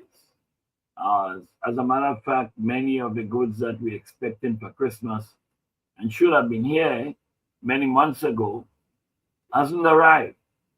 We are also waiting on chicken out of Brazil, and that has had delays as well. So this is the big problem that we are faced with shipping, not coming on time with many delays. But of course, I heard the manager of the port, Mr. Redhead, was making a plea that those people who expect barrels, the barrels that have been stripped, they need to come and clear it, because if they do not clear it from the shed, then you put them in a difficult position to strip anymore. And I think that's the plea that he was making. I don't know what is causing them not to embrace the opportunity to clear the barrels, because as I am told, there are many people who take advantage of it. There are many people who are bringing in food stuff, I'm told, and they were given concession because of Hurricane Beryl. So it is smarter and wiser for them to embrace it and clear the barrels. Yeah, absolutely. For us is our containers coming from the Far East. Now, one of the issues here, I believe, I was speaking with a friend of mine who is an economist as well in the Caribbean. Of course, I invited him to the program, but he is at UWI, and so it's finals. It's the end of the semester for all of us. It's the end of the semester for me as well as a professor. But he spoke about the idea of an increase in e-commerce activities, Ms. McQueen, and I'll direct this question to you, where everyone is buying things online now, whether it's from Amazon, you have Shein, you have all of those other, platforms, those e-commerce platforms that has caused an increase in sort of the merchandise that we have coming in to Grenada as well. Do you think that plays a role in the capacity of the port to be able to handle that increase in e-commerce activities? Oh, yes, I definitely think that plays a huge part in the delays. But again, we're supposed to be prepared for, Christmas time. We always know it's our busy period around the holiday period. So we, when we are busy, should we open at the port on weekends? Should we employ more people? Because I am very busy at work, but what I do, I solve the problem by employing more people, by working longer hours. Because you remember, most of our small businesses, maybe, as I said, they cannot plan ahead and to order things in advance. So we have to cater for them. But definitely, I believe that we are importing a lot more things, the small businesses, access to the internet. And I believe that has a huge part in the delay. And if I may add, Mr. Bubb, we had a case where we had a shipment and the boat could not have hung around because the port was crowded. And shipping the money by the boat moving, they cannot be standing around. So, they had to go on elsewhere. So it's quite it's not as simple as it looks that there is a congestion at the port. Maybe people will not even get their orders for Christmas, and then what do? They would lose it is quite, it's not as simple as it looks, if I should say. Mr. Lal Singh, do you agree with that? It's not as simple as it looks. Well, I'm not inside of the port, but I think they need to find ways and means of expediting documents. One of the things that has happened years ago is Asecura. Asecura has really changed how we deal with documents and how quick we can get it. So that has been a great thing. I believe the problem with productivity is the lackluster behavior of many of the people who are working in government companies. They take too long to get something done. We suffer sometimes. They take hours to allow us to clear a container that we can do in 2 hours, because you have to keep waiting for the forklift driver. Sometimes there's rain. There's so many issues. And it does put a problem with my productivity level if we have to wait very long on the port. When we do our documents, we submit it before. We try to get everything in place the day before, so that when we get to the port, it does not take very long. But every now and again, it takes longer than it should. And that is, anytime you see productivity drop, there is a cost to it, But there's a lot more coming into Grenada. A lot of people are buying online. But of course, not everything goes through the port.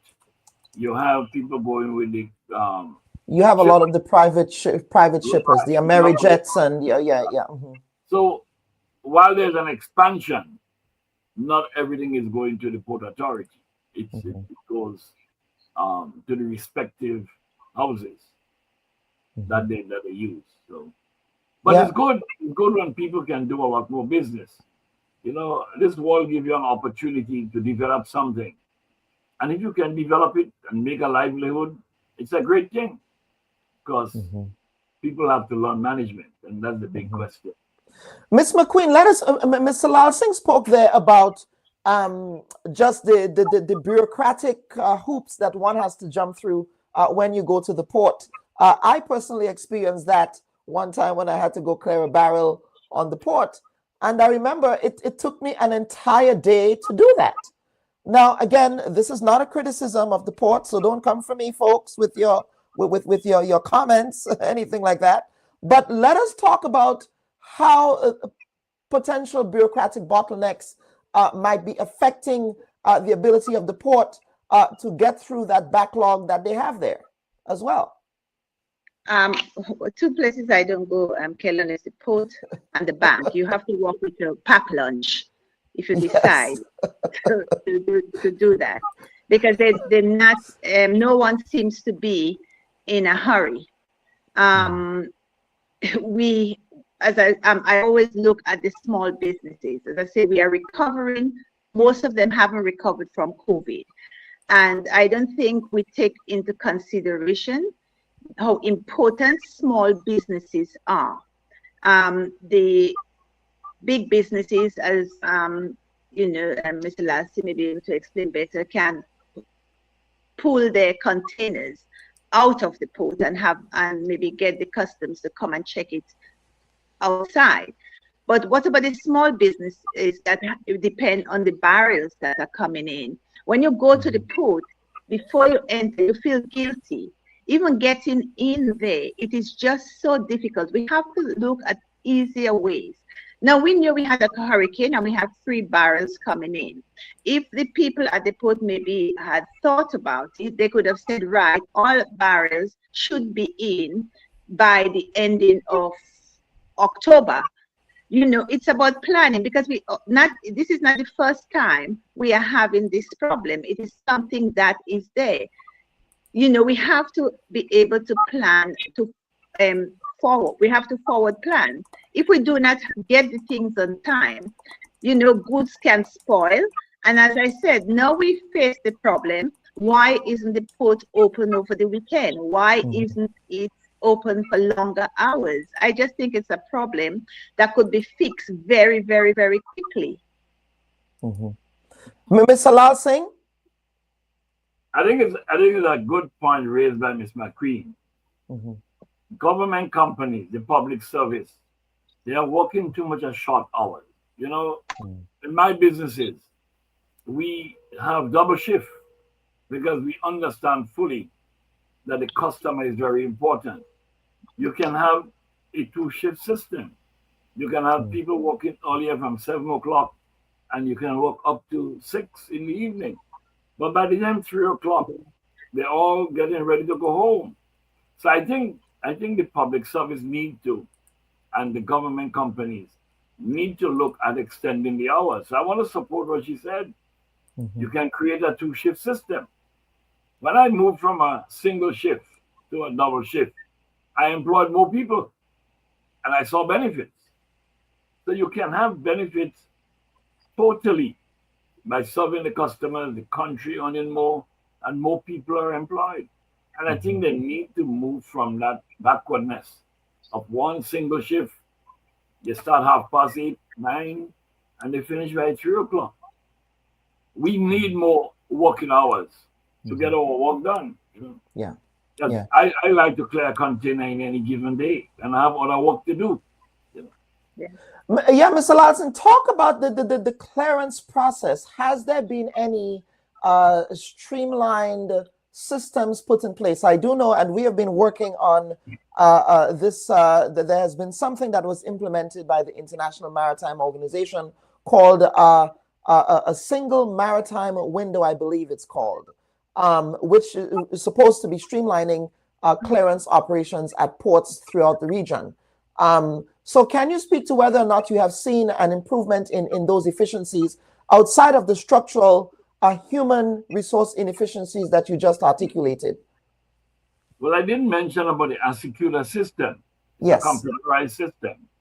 That has really minimized time, less work. Is the greatest software that they were able to implement, and it has made a huge difference. Because before that, we were submitting documents upon documents, handwritten documents to the customs. Now you submit it online, and it goes quickly. I must say that it goes quickly. The only problem is sometimes when a new person occupy a position, they tend to take longer because they're not used to it. But generally, the Asicular system that every one of us are using with the customs has been a great software, and it has minimized the time and work to get our documents clear. Because we only have 5 days, you know. Yeah. One of the things, though, after 5 days, the port charged an exorbitant rent. And I've said to them some time ago, 5 days is enough, but sometimes you can give an extra 3 days with a lesser renter, you know,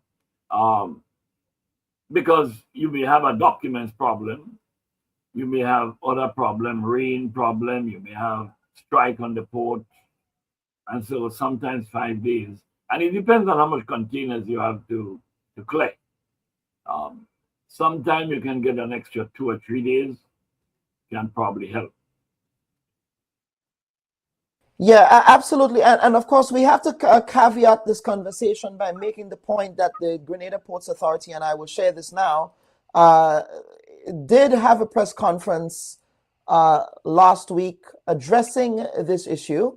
And of course, they also subsequently published a press release which stated in part, let me pull it up here, which stated in part, quote, the Grenada Ports Authority informs the general public that the Port St. George's will remain open until 5:30 p.m. Thursday, 12th December to Friday, 20th December, and on Saturday, 14 December from 8 to 1 p.m.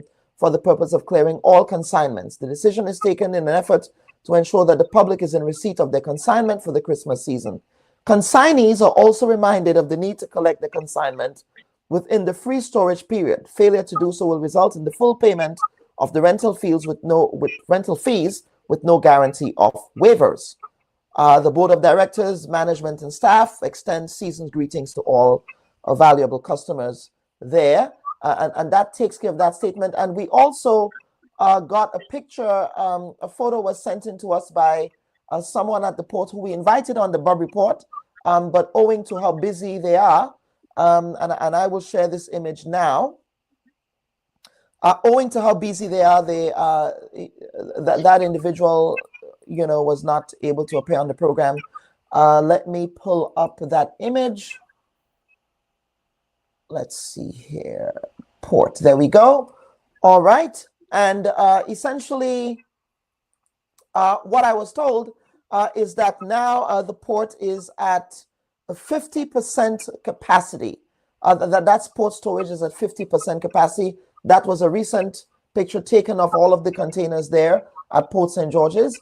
But of course, you know, as you all articulated there, both Mr. Lalsing and Ms. McQueen, capacity issues, staffing issues, all of those storage issues, all of those are issues that needs to be confronted by the Grenada Ports Authority. So, ladies and gentlemen, over to you for some closing comments. Ms. McQueen, I'll begin with you. Mr. Bubb, I was given an order for one of my customers that wanted 10,000 bottles of water. What I did, I got extra staff. We do 3 shifts. There is just no excuse. You know, people need their goods. Small businesses need to be selling the things from last week, not from next week. You know, opening to 1 o'clock. Why can't it be to 8 o'clock? I just cannot understand. There is just no excuse. People bringing in their things, and they want it for Christmas. As I said, most small businesses haven't even gotten over COVID. So saying we will open at 1 o'clock, that's not good enough. Yeah, that is not good enough. Mr. Lalsing?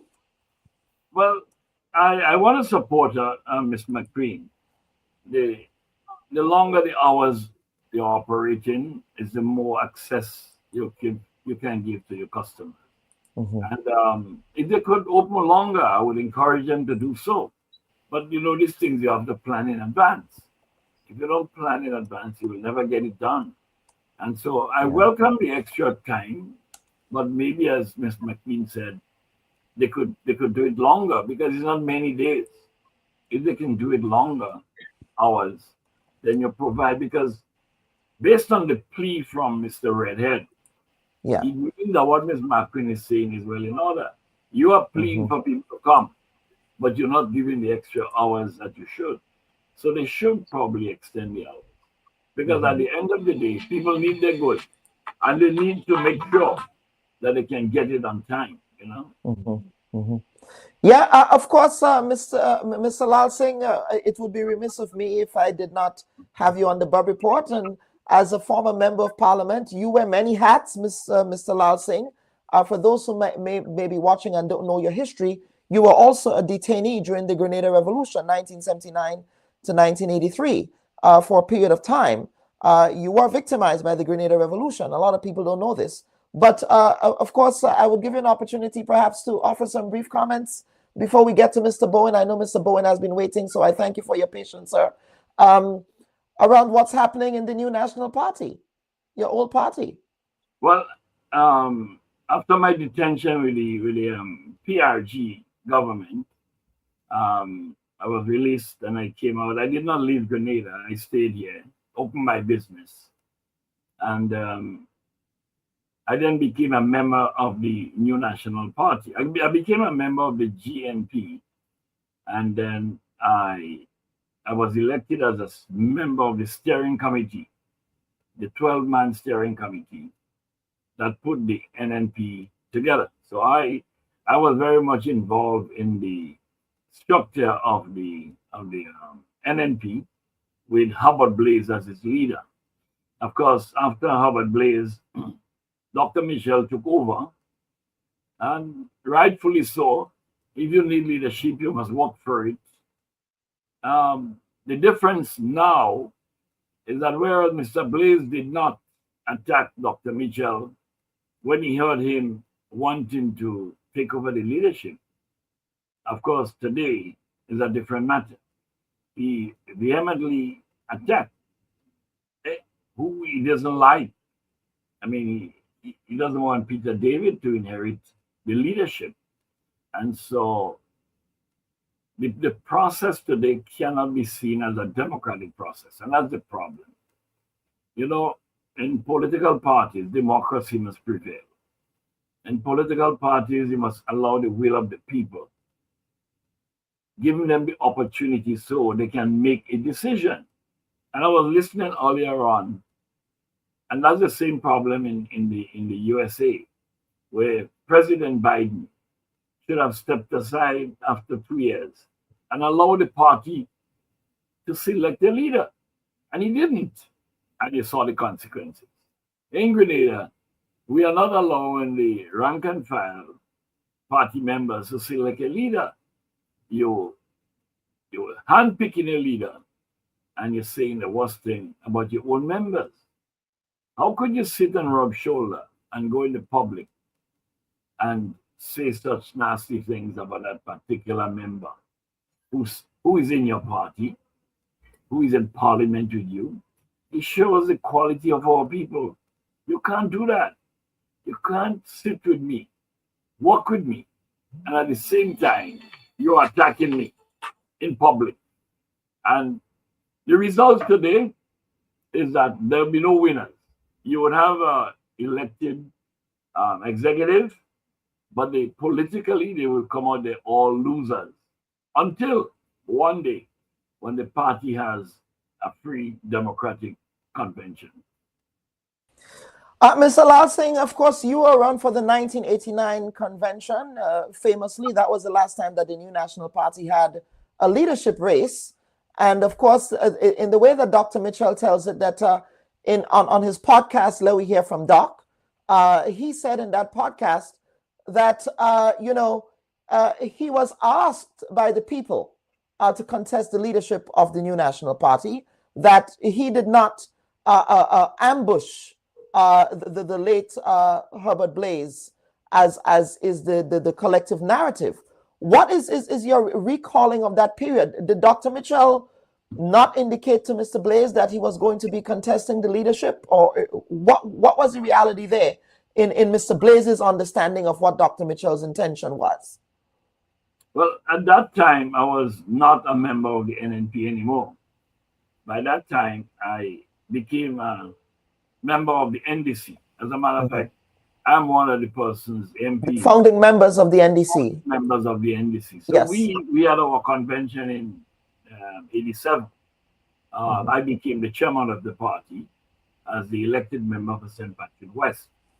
And so we were forging ahead with our party and organizing it. The NNP would have always had problems because Dr. Mitchell masterminded a lot of things. He pretended to be the house slave, as he would say, of Mr. Blaise. He will do anything that you want him to do. And he have told me so in the early days. By so doing, many of us left the NNP. And that is what he wanted. No challenge for him. So when 1989 came, there was no challenge for Dr. Mitchell. It left to him and Mr. Blaise. And Mr. Blaise, being who he was at the time, not very agile and mobile, he took advantage of the situation. He went around on the campaign, and he knew that somebody could undermine him this time. This is why he has done what he did in terms of openly castigating his members. So I wasn't there, but I know all about it. But nothing lasts forever. Time will tell, and we'll see what happens. Time will tell, and we will see what happens. Mr. Lal Singh, thank you. And of course, Ms. McQueen, thank you for appearing on the Bubb Report. We quickly have to get to the next segment with Mr. Julius Bowen, who is the deputy chair or the deputy leader of the constituency branch of the town of St. George. So, ladies and gentlemen, thank you so much for appearing on this week's edition of the Bubb Report. Viewers and listeners, when we come back, we will hear from a member from the town of St. George constituency branch, the NNP's constituency branch in the town of St. George, over their decision to not attend today's convention. So please stand by for that conversation. It is not only the party and the country that have reached an inflection point. I have reached my own inflection point also. Without any selfish, naked political consideration or ambition, I must forego whatever personal wishes I have and stand for a broader principle, that of fairness, respect, and unity.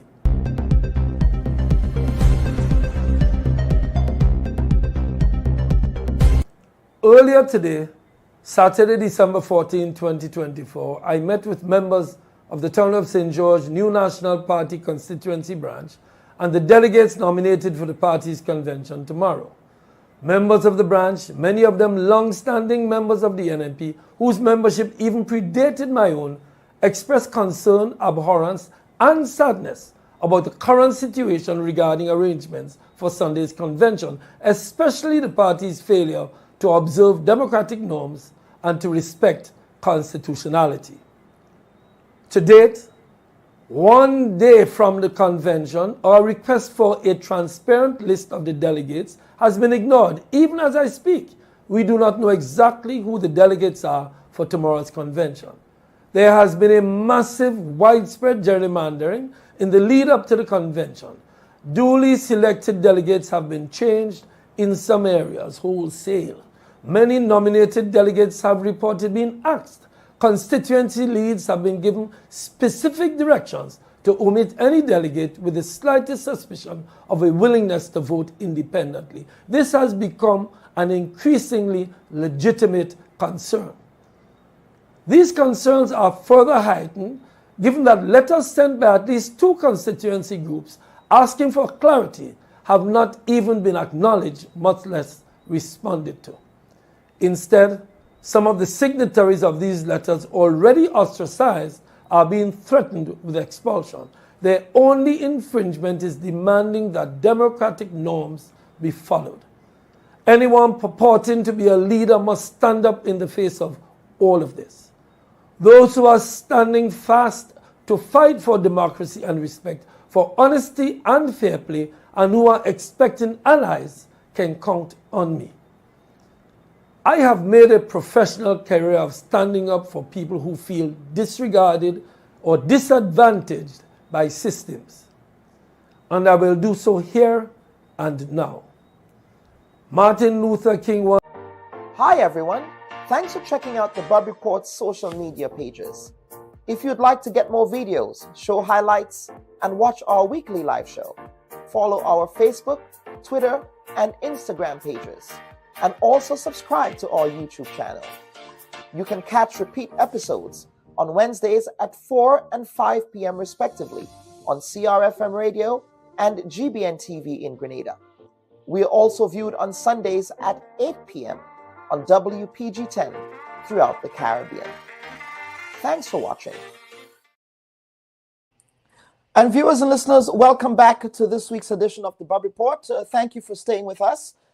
We are now going to be joined by Mr. Julius Bowen, who is a member of the Constituency Branch, a deputy chair, I believe, of the Constituency Branch of the town of St. George, a member of the New National Party's Constituency Branch, that is. Mr. Bowen, of course, is not attending his party's convention, along with the entire delegation from the town of St. George. Mr. Bowen, welcome to this week's edition of the Bubb Report, sir. Good, good afternoon, Mr. Bubb. Yes, sir. Yes, as you said, we are not attending today's convention. We are sitting this one out. Reasons, we had several meetings with our MP, and yesterday we had the final meeting with him, and he explained in details how the thing went and the treatment that was handed down to him. We listened to the argument, and he himself decided that he is not going. He would let the lady go up alone. And the delegates decide also that they will stand by his side and they will sit this one out. Why? Because the delegates believe there also is the thing becomes so tense that they say it's better that it does not go to such a tense convention, because you never know when a convention is so tense what could happen.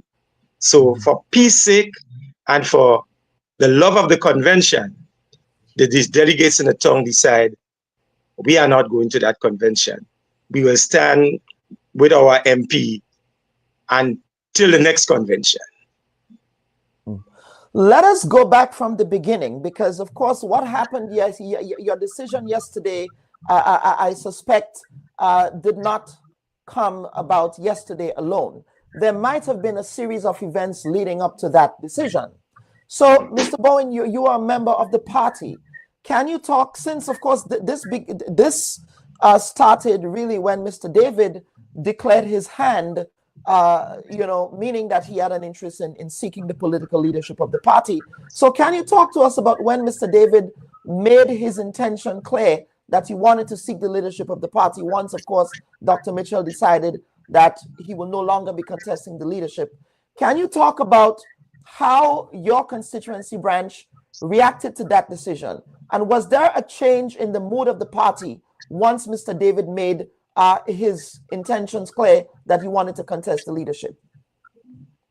Well, again, when Mr. David told us about his intention to run for leadership, the constituency and the local executive in the constituency at the town of St. George, supporters and party members was very happy. They cheered him on and they were very proud of him. However, since he made that declaration, he had some other meetings with us, and he was telling us about things leading up to the progress of it. He said to us that, look, I am campaigning because I am going for that leadership. He said only because Dr. Mitchell gave his word that he's not running again. because he said if Dr. Mitchell is not running again, he's going to run for that position. And he did offer up his name. However, he continued to campaign among the local people, let them know what his intention. And he got good response from the people. They encourage him, they tell him to go for it, and such as. Well, for the opposition side, where I should say people opposing, I don't know much about the people who was opposing, but there was people who didn't, like it. They believe he was, as they may call him, he wasn't, original party man, or they don't see he as the person or not. But the majority of people, I could say the majority of the supporters of the NNP in the tongue of St. George were behind Mr. Peter David 100%. However, he explained to us that he's meeting up certain difficulties. When he asked, he told the party that he write an open letter to them because he did nothing in secret. And he said to us that he tell them about his campaigning. So he went around organizing his campaign. Everybody have their different style of campaigning, and he went around to do his campaign.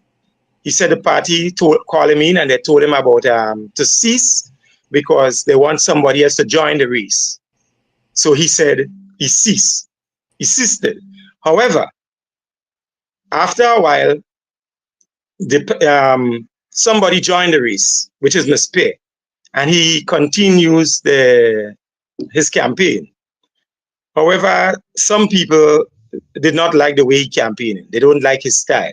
But as I said, the campaign didn't have rules in the sense of how you should campaign. The party didn't say how you should campaign and how you should not campaign. And I think some people didn't like his campaign. They accused him of several things, paying people to vote. Well, I didn't get no money to vote. And the colleagues who were around me did not get any money to vote. All we was willing to support him. As delegates, we were willing to support him. As an executive in the tongue of St. George also, we were 100% behind him and was willing to support him. However, there were all this kind of rumors saying that, oh, he is doing this and he is doing that. However, I don't have no evidence to say that whether these things was done or not. But what I can tell you, that the people's will was behind Mr. David. They wanted it. In your constituency, what about in other constituencies? What conversations were you having, or the constituency branch was having with other constituencies around the country? Was there a groundswell for Mr. David, in your view, based on conversations you might have been having with other members of the party in other parts of the country? Yes, yes. The other constituency was given that type of support. That kind of enthusiasm was there, and the people were very much behind Mr. David. I speak to, let me say, out of every 10 persons I speak to, out of that 10, you get 8 supporting Mr. David, saying yes, they think he's the right person, they think he's qualified for the job, and they believe that he's a good person for the job. You may get 1 or 2 persons saying, well, they don't believe in him because he was in the revolution, and they will go back to different things, But out of 10, he was getting 8. So his popularity was high. And that earning for him, people wanted him. Now, what about, of course, the new National Party started to have a lot of the zonal meetings.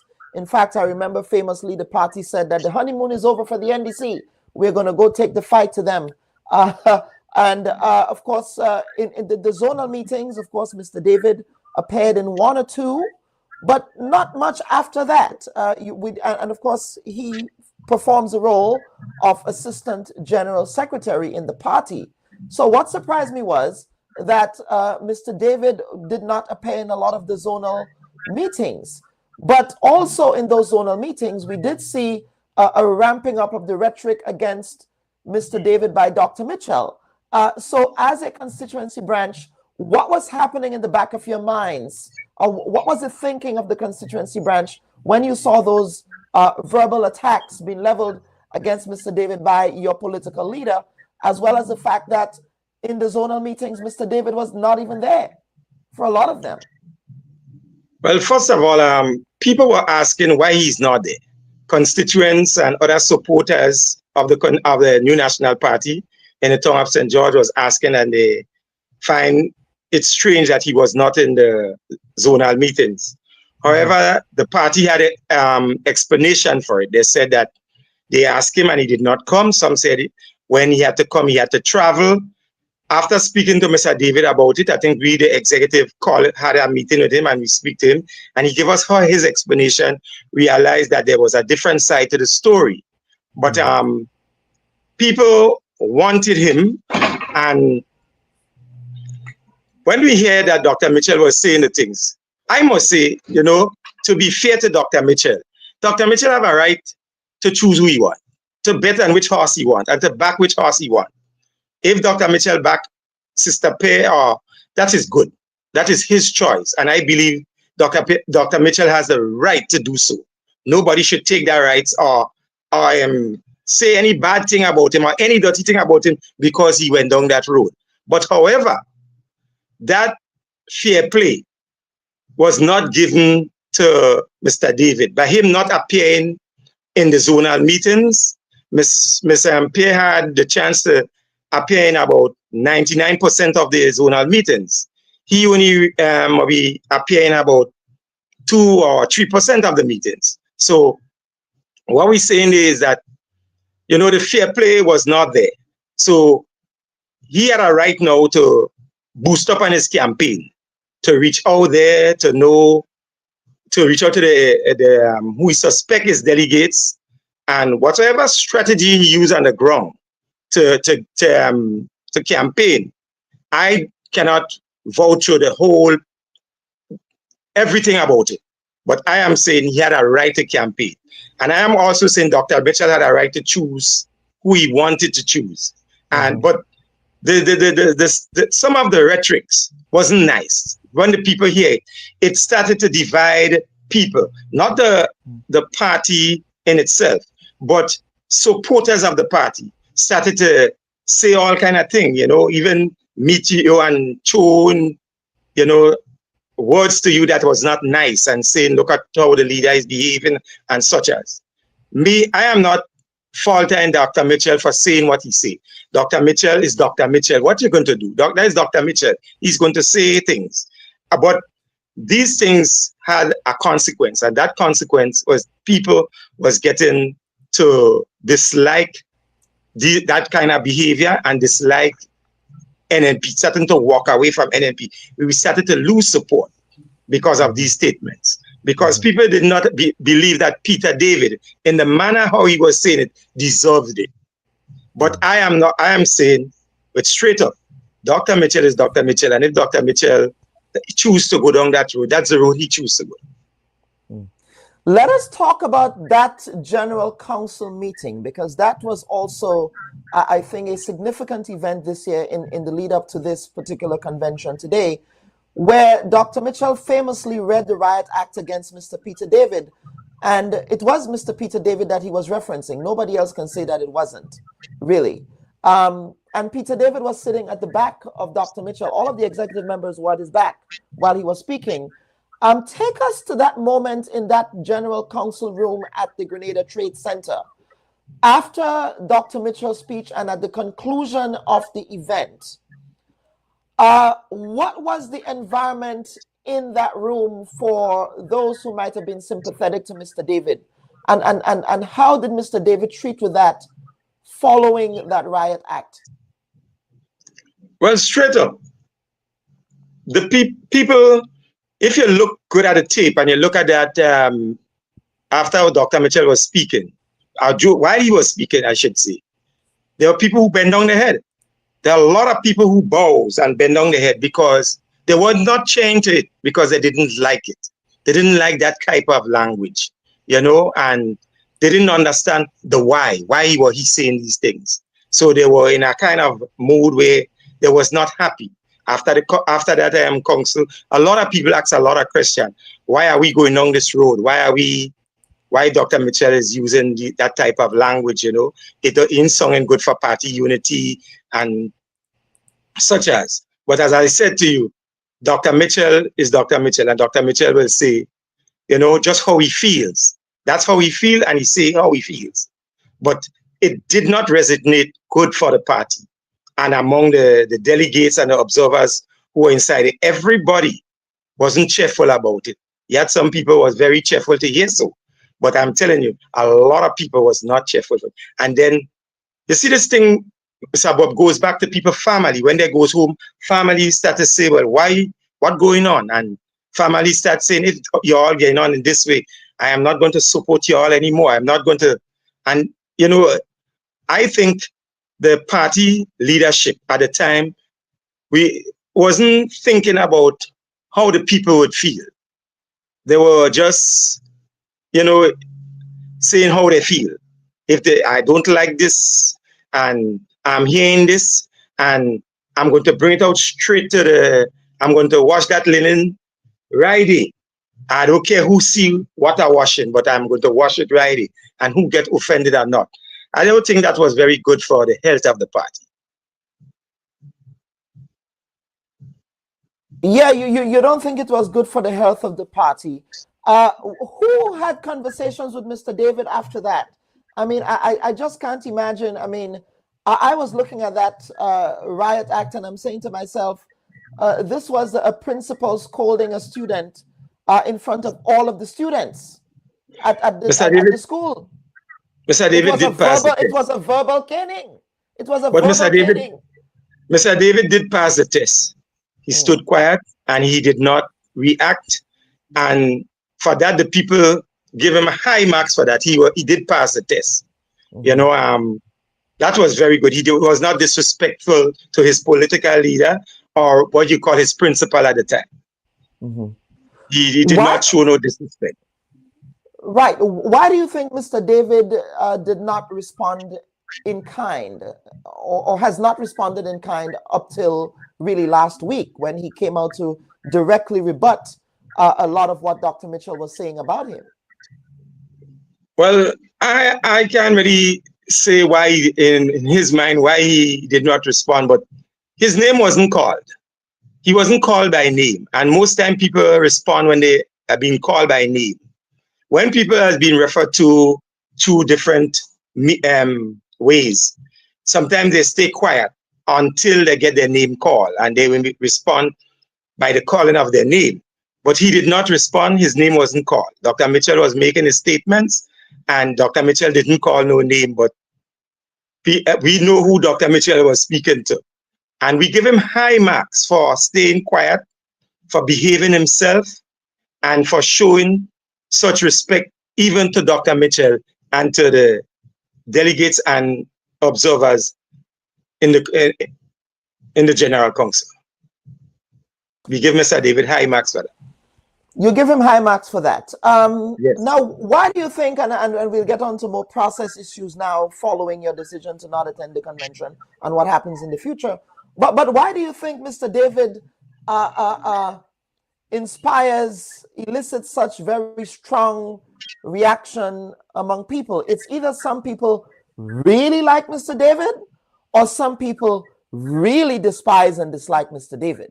I've been hearing a lot of rhetoric about Mr. David, and there is a saying that maybe it was Mr. is he that cut Jesus' slippers? I'm not saying that Mr. David, but that's a saying. You get what I'm saying? So why do you think? Is it because of his past history with what happened with the NDC, and because of his past history with the revolution? Not that there are not members of the revolution in the NNP. Why do you think that is? Mr. David's style will cause anybody to fall in love with him. He have a style that he's honest and he's straightforward. And Mr. David will, for example, will see a little guy in court without no lawyer. And Mr. David will ask him, what are you doing around this here, the courthouse? And the little guy will say, well, I have to go to court this morning, and Mr. David will say, well, where is your lawyer? And he say, I don't have no lawyer. And Mr. David, without telling him about fee or money or anything, will say, okay, I'm going to represent you. Just a few weeks ago, a guy tell me, you know, he showed that they would have sent him up if Mr. David didn't come. He just see Mr. David appears, come and represent him. Mr. David have this character of to love people, to reach out to people, and people loves him for that. He will do something for one of the family, and the whole bunch of the family will fall in love with him because of what he will do. So people always fall in love with Mr. David because of his personality to help people. That personality to help, that personality to see that people, you know, have a better life, and people believes in him for that, and that's why the people stand by him. Even people on the NDC side is saying if Mr. David becomes a political leader of NNP, they will vote for him.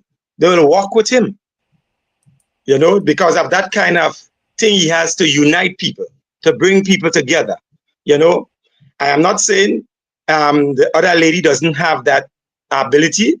I am not saying one bad word about her. She's a woman that I love a lot.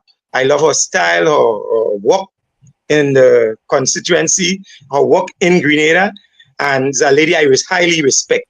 But I could say for Mr. David, who have been around for a very long time now, is a man that shows love to the middle class, to the upper class, to what we call the vulnerable or the poor. He shows that type of love, and he always willing to help. You could call Mr. David at what time it is. Long as Mr. David could take that call, he would take that call, and he's willing to help. So people will always follow him. And throughout, not only in the tongue of St. George, but people say the same thing about him in Sotes, in St. Mark's, in St. Andrews, in St. David, in St. John's. People say the same thing about him. Now, Mr. So Bowen, let us talk about, and let us go into process issues now in relation to today's activity at SAS. First and foremost, are you expecting to be disciplined for not attending, or members of the constituency branch of the Town of St. George, NNP's Town of St. George constituency branch, expected to be disciplined for not attending today's convention? What does the constitution of your party say about not attending something as important as a convention? Our earlier guest said that perhaps you all and Mr. David ought not to have stayed out, and that you should have made your grievances known internally, as opposed to making your grievances known externally and washing the party's dirty linen in public. Do you expect that the party would have an issue with the way that the constituency branch and Mr. David proceeded with staying out of such a very important convention? Washing the party dirty linen in public, I ain't get you good on that word, because we are not washing the party dirty linen in public. We are staying out of the convention because of the tension this thing has created. And Mr. Bubb, when there is a tension somewhere, anything could happen. And we don't want to go there and then somebody says something to somebody, and people are edgy about the whole thing. They are very edgy about the whole thing. And somebody says something about somebody and they end up in some quarrel or in some thing to bring disrepute to the convention. We respect the convention and we want it to go smooth. We want it to go, you know, in an orderly way. So we don't want to be the one that, you know, next thing we go there and something happen and it may bring another name, Peter people, or the people in the tongue of St. George created this. The tension, because of the tension, we stay away. Not because we don't love the party, not because we don't love Miss Pierre. Miss Pierre, we love Miss Pierre. So not because we don't love Miss Pierre, and not because we don't love our party, not because we don't love Dr. Mitchell. We stay away because of the tension this thing creates. We see that as our MP has explained how he was treated unfair, and then he explained why he's not going to us, and then the executive not the executive, but the delegates at that time made a decision. 99.9% made that decision that they're not going because they believe the atmosphere is too tense. And simple that. That's so. What about the party, are you expecting? Yes, go ahead. Finish your train of thought. If the party decide to discipline us for that, then that's the party's decision. But we don't see we commit no crime. We just say, that, we staying out of this one until the next convention. Whosoever win in the convention will get our support. We're not against anybody who win or anything like that. We'll get our support. We are NNPites. We will support. So we and our parliamentary representative, we'll make it clear, is Peter Charles David, the Honorable Peter Charles David, and we making it clear. That's our parliamentary representative. That's a person we vote for in the tongue of St. George. And we don't have no problem with it. We don't have a problem with the NNP in the sense of disunity and breaking up and this kind of thing. No, we not on that kind of thing. No. No, Mr. Bowen. So disciplining and this kind of thing. But you are saying here that you don't think that this has not caused a lot of disunity in your party? Are you really saying that, sir? No, I don't think it caused disunity.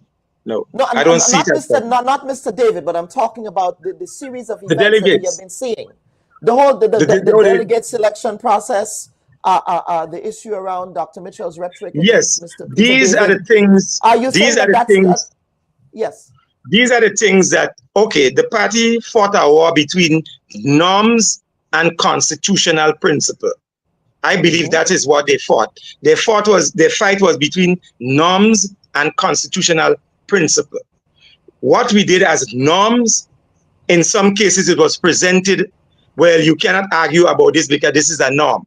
But we know a norm is not bigger than the principle of the Constitution. You have to follow the Constitution. So even though you're doing a norm and somebody comes and they tell you this is not what's supposed to be done according to the Constitution, you're supposed to give weight to the Constitution. So I believe this whole thing comes about between norms and constitutional principle. And as Mr. Bowler said, we interviewed Mr. Bowler earlier this week. He admitted, Mr. Bowler's words, not Dr. Bubb's words, that what they did was not in the Constitution. He himself admitted that. So we know that that's not constitutional. Now, Mr. Bowen, where does the party go in all of this? If it is felt that today's process is as your constituency branch, and Mr. David says it's rigged, why then would you want to proceed with an executive, in your words, that would be a rigged executive, which makes it, in many respects, illegitimate? You see that word rig? That word rig is a big word there. And I am not of the opinion that the election of day to day is a rigged one. I am not of that opinion. The process to reach there was not that fair on the both sides. I believe that.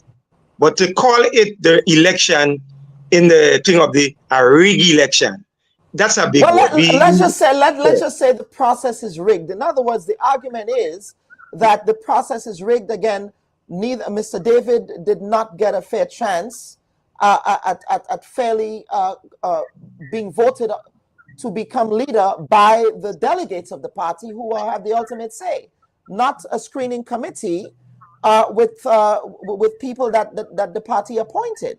So in a sense, that there might be some questions around legitimacy. And so I'm asking, how is it that you're going to support a process that does not lend itself to legitimacy moving forward? Well, as you see, Mr. Bob, we give that respect to not to attend, and Mr. David also give that respect to not to attend. He was free to attend. He could have been attend, and he could have been nominated from the floor also. But he gave that respect not to go. Let the lady go through. And I think any argument coming up from there is another thing. But for now, we peacefully give that respect, and because we wanted this thing to be a peaceful one, and because of the tension that is there, we decide just to sit out this one. Okay, well, Mr. Bowen, you've given us a lot to ruminate on here. So following today's convention, where does Mr. David go from here? Well, Mr. David is an NNP. Mr. David still represents, we consider him to be a member of the New National Party. He's a member of the team in Parliament. And I cannot say where he will go from here, but we in the Tongue of St. George consider him to be our candidate and our representative as MP in Parliament and as our man from the NNP. I don't know what other decision he may make, but for now, we consider him to be an NNPI because we all NNPIs. Well, given Dr. Mitchell's... I don't know what other decision he will. Well, given Dr. Mitchell's contempt for Mr. David, do you foresee that Mr. David would have any future role in the NNP? I mean, if past his prologue, some are saying that Mr. David might face the same fate that he faced when he was expelled from the National Democratic Congress incidentally at the St. Andrew Anglican Secondary School Convention that was held by the NDC as well almost 11 years ago. So if the party makes a decision that, look, given how Mr. David reacted to the attacks that were leveled against him by the leadership of the party, that we don't want him in the party, then what will happen in the context of your constituency? Where would you go? Would you be following Mr. David? What will happen there? Mr. Bob, I will say that to you and to the NNP. You know, if your left hand catch a rash, what will you do? Will you try to heal that rash, or you try to cut out your left hand? Because if you cut out your left hand, you will change the balance of your whole being. You will weaken yourself. Because operating without that left hand, you will be weakening the body movements. You know, you will be restricting yourself, and you'll be weakening yourself. So I will say to the NNP, if the intention is to expel or to throw out Mr. David for that, please consider it. And whatsoever problem exists, I still think grown men could sit down and reason. You know, they are grown men and they could sit down and reason. But if they make a decision whereby you go chop off your left hand because you feel you have cancer, because you feel you have cancer, then go ahead and cut out your left hand and see how strong you will remain as a human being without a left hand. All right. Well, that's it's Sunday today, so you gave us a nice parable there. Are you a pastor? So I didn't know you're a pastor. No, I'm not a pastor. Okay. No, I'm not a pastor. All right, I grew up on how long? Yeah, go ahead. I say I grew up on nearly on the same street that you grew up on in Tongue, so you should know. Yeah, well, I grew up on St. John Street. And I grew up on Four Roads. Yeah. Yes. You're related to the Williams? That's right. Miss Rufina Williams was my grandmother. All right, Veronica Williams was my grandmother. Oh, Veronica Williams was my grandmother. I didn't even know that, man. Yeah. Look at that. Well, we have to have a drink, man. When I come home. Yeah. Okay, sir. Well, any closing comments from you? Anything I want to say to NNP, we need to unite more than ever, because in order to regain state power, this party have to continue to unite, and we need to unite and put our differences aside. I believe Mr. David was not given a fair share of the cake. And I believe all these things come in to play all this kind of thing come into play because we didn't treat the child right. The child that we brought into the party, we adopt out there, and we brought into the party and name it David NNP. When it decides to react as David NNP legitimately in the party or in the house, we decide to give that child restriction. We should have given that child restriction before we bring in that child, not after we bring in the child. We're trying to restrict the child. So now that child did not get the kind of right treatment, fair play in the game or in the treatment of the house. Now we should understand that. And I hope NNP understand that in the future, when you're taking people to bring in the party, if you say you are center right and you only want center right, then only choose center right. Thank you, Mr. Bowen. All right, sir, Mr. Bowen, thank you so much for appearing on this week's edition of the Bubb Report, and all the best to you and your party for the future. Thank you. Yes, absolutely. Viewers and listeners, that was Mr. Julius Bowen, who is the deputy chair of the NNP constituency branch in the town of St. George, speaking to us about his decision and the constituency's decision to not attend today's new National Party convention that is happening at the St. Andrew Anglican Secondary School, which is also in the constituency of the presumptive political leader of the new National Party, Mrs. Emmeline Pear, who will, of course, be the first female political leader of the organization.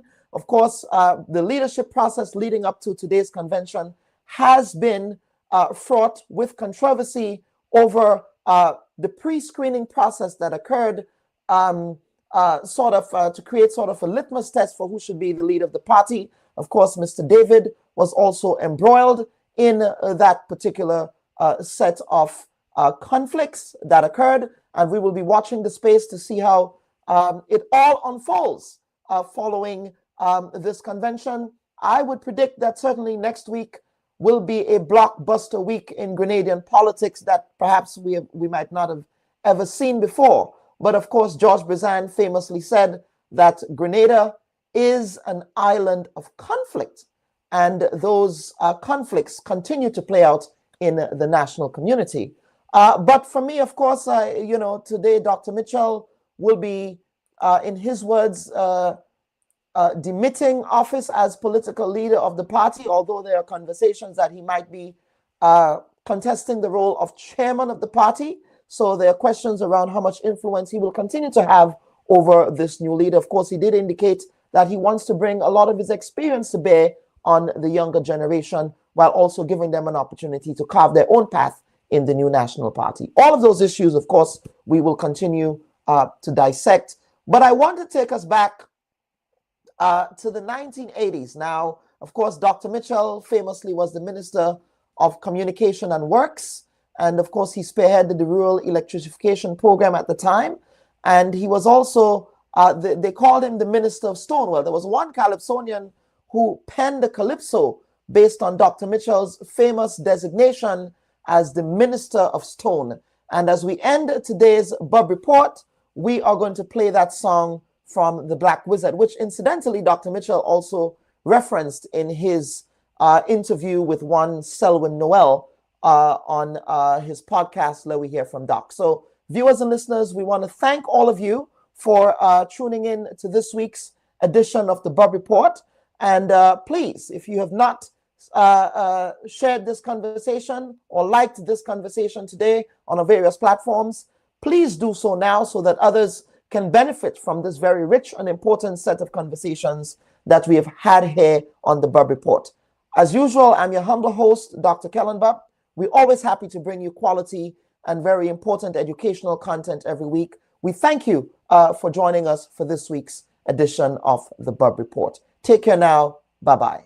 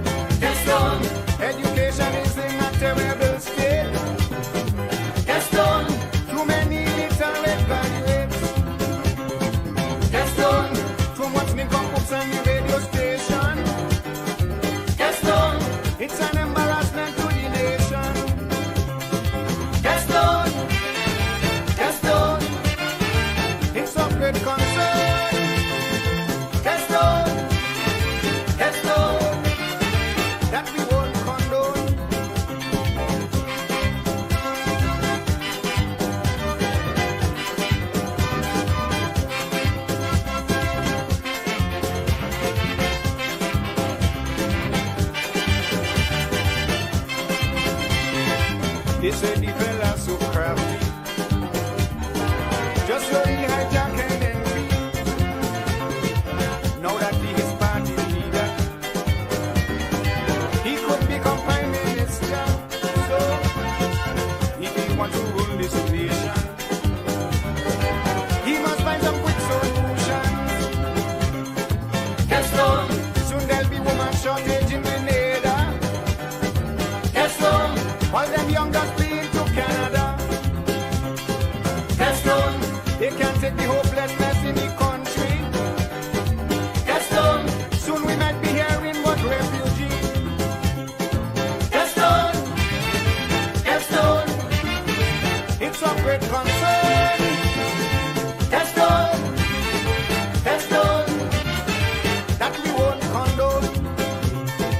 Yes, Lord. Yes, Lord.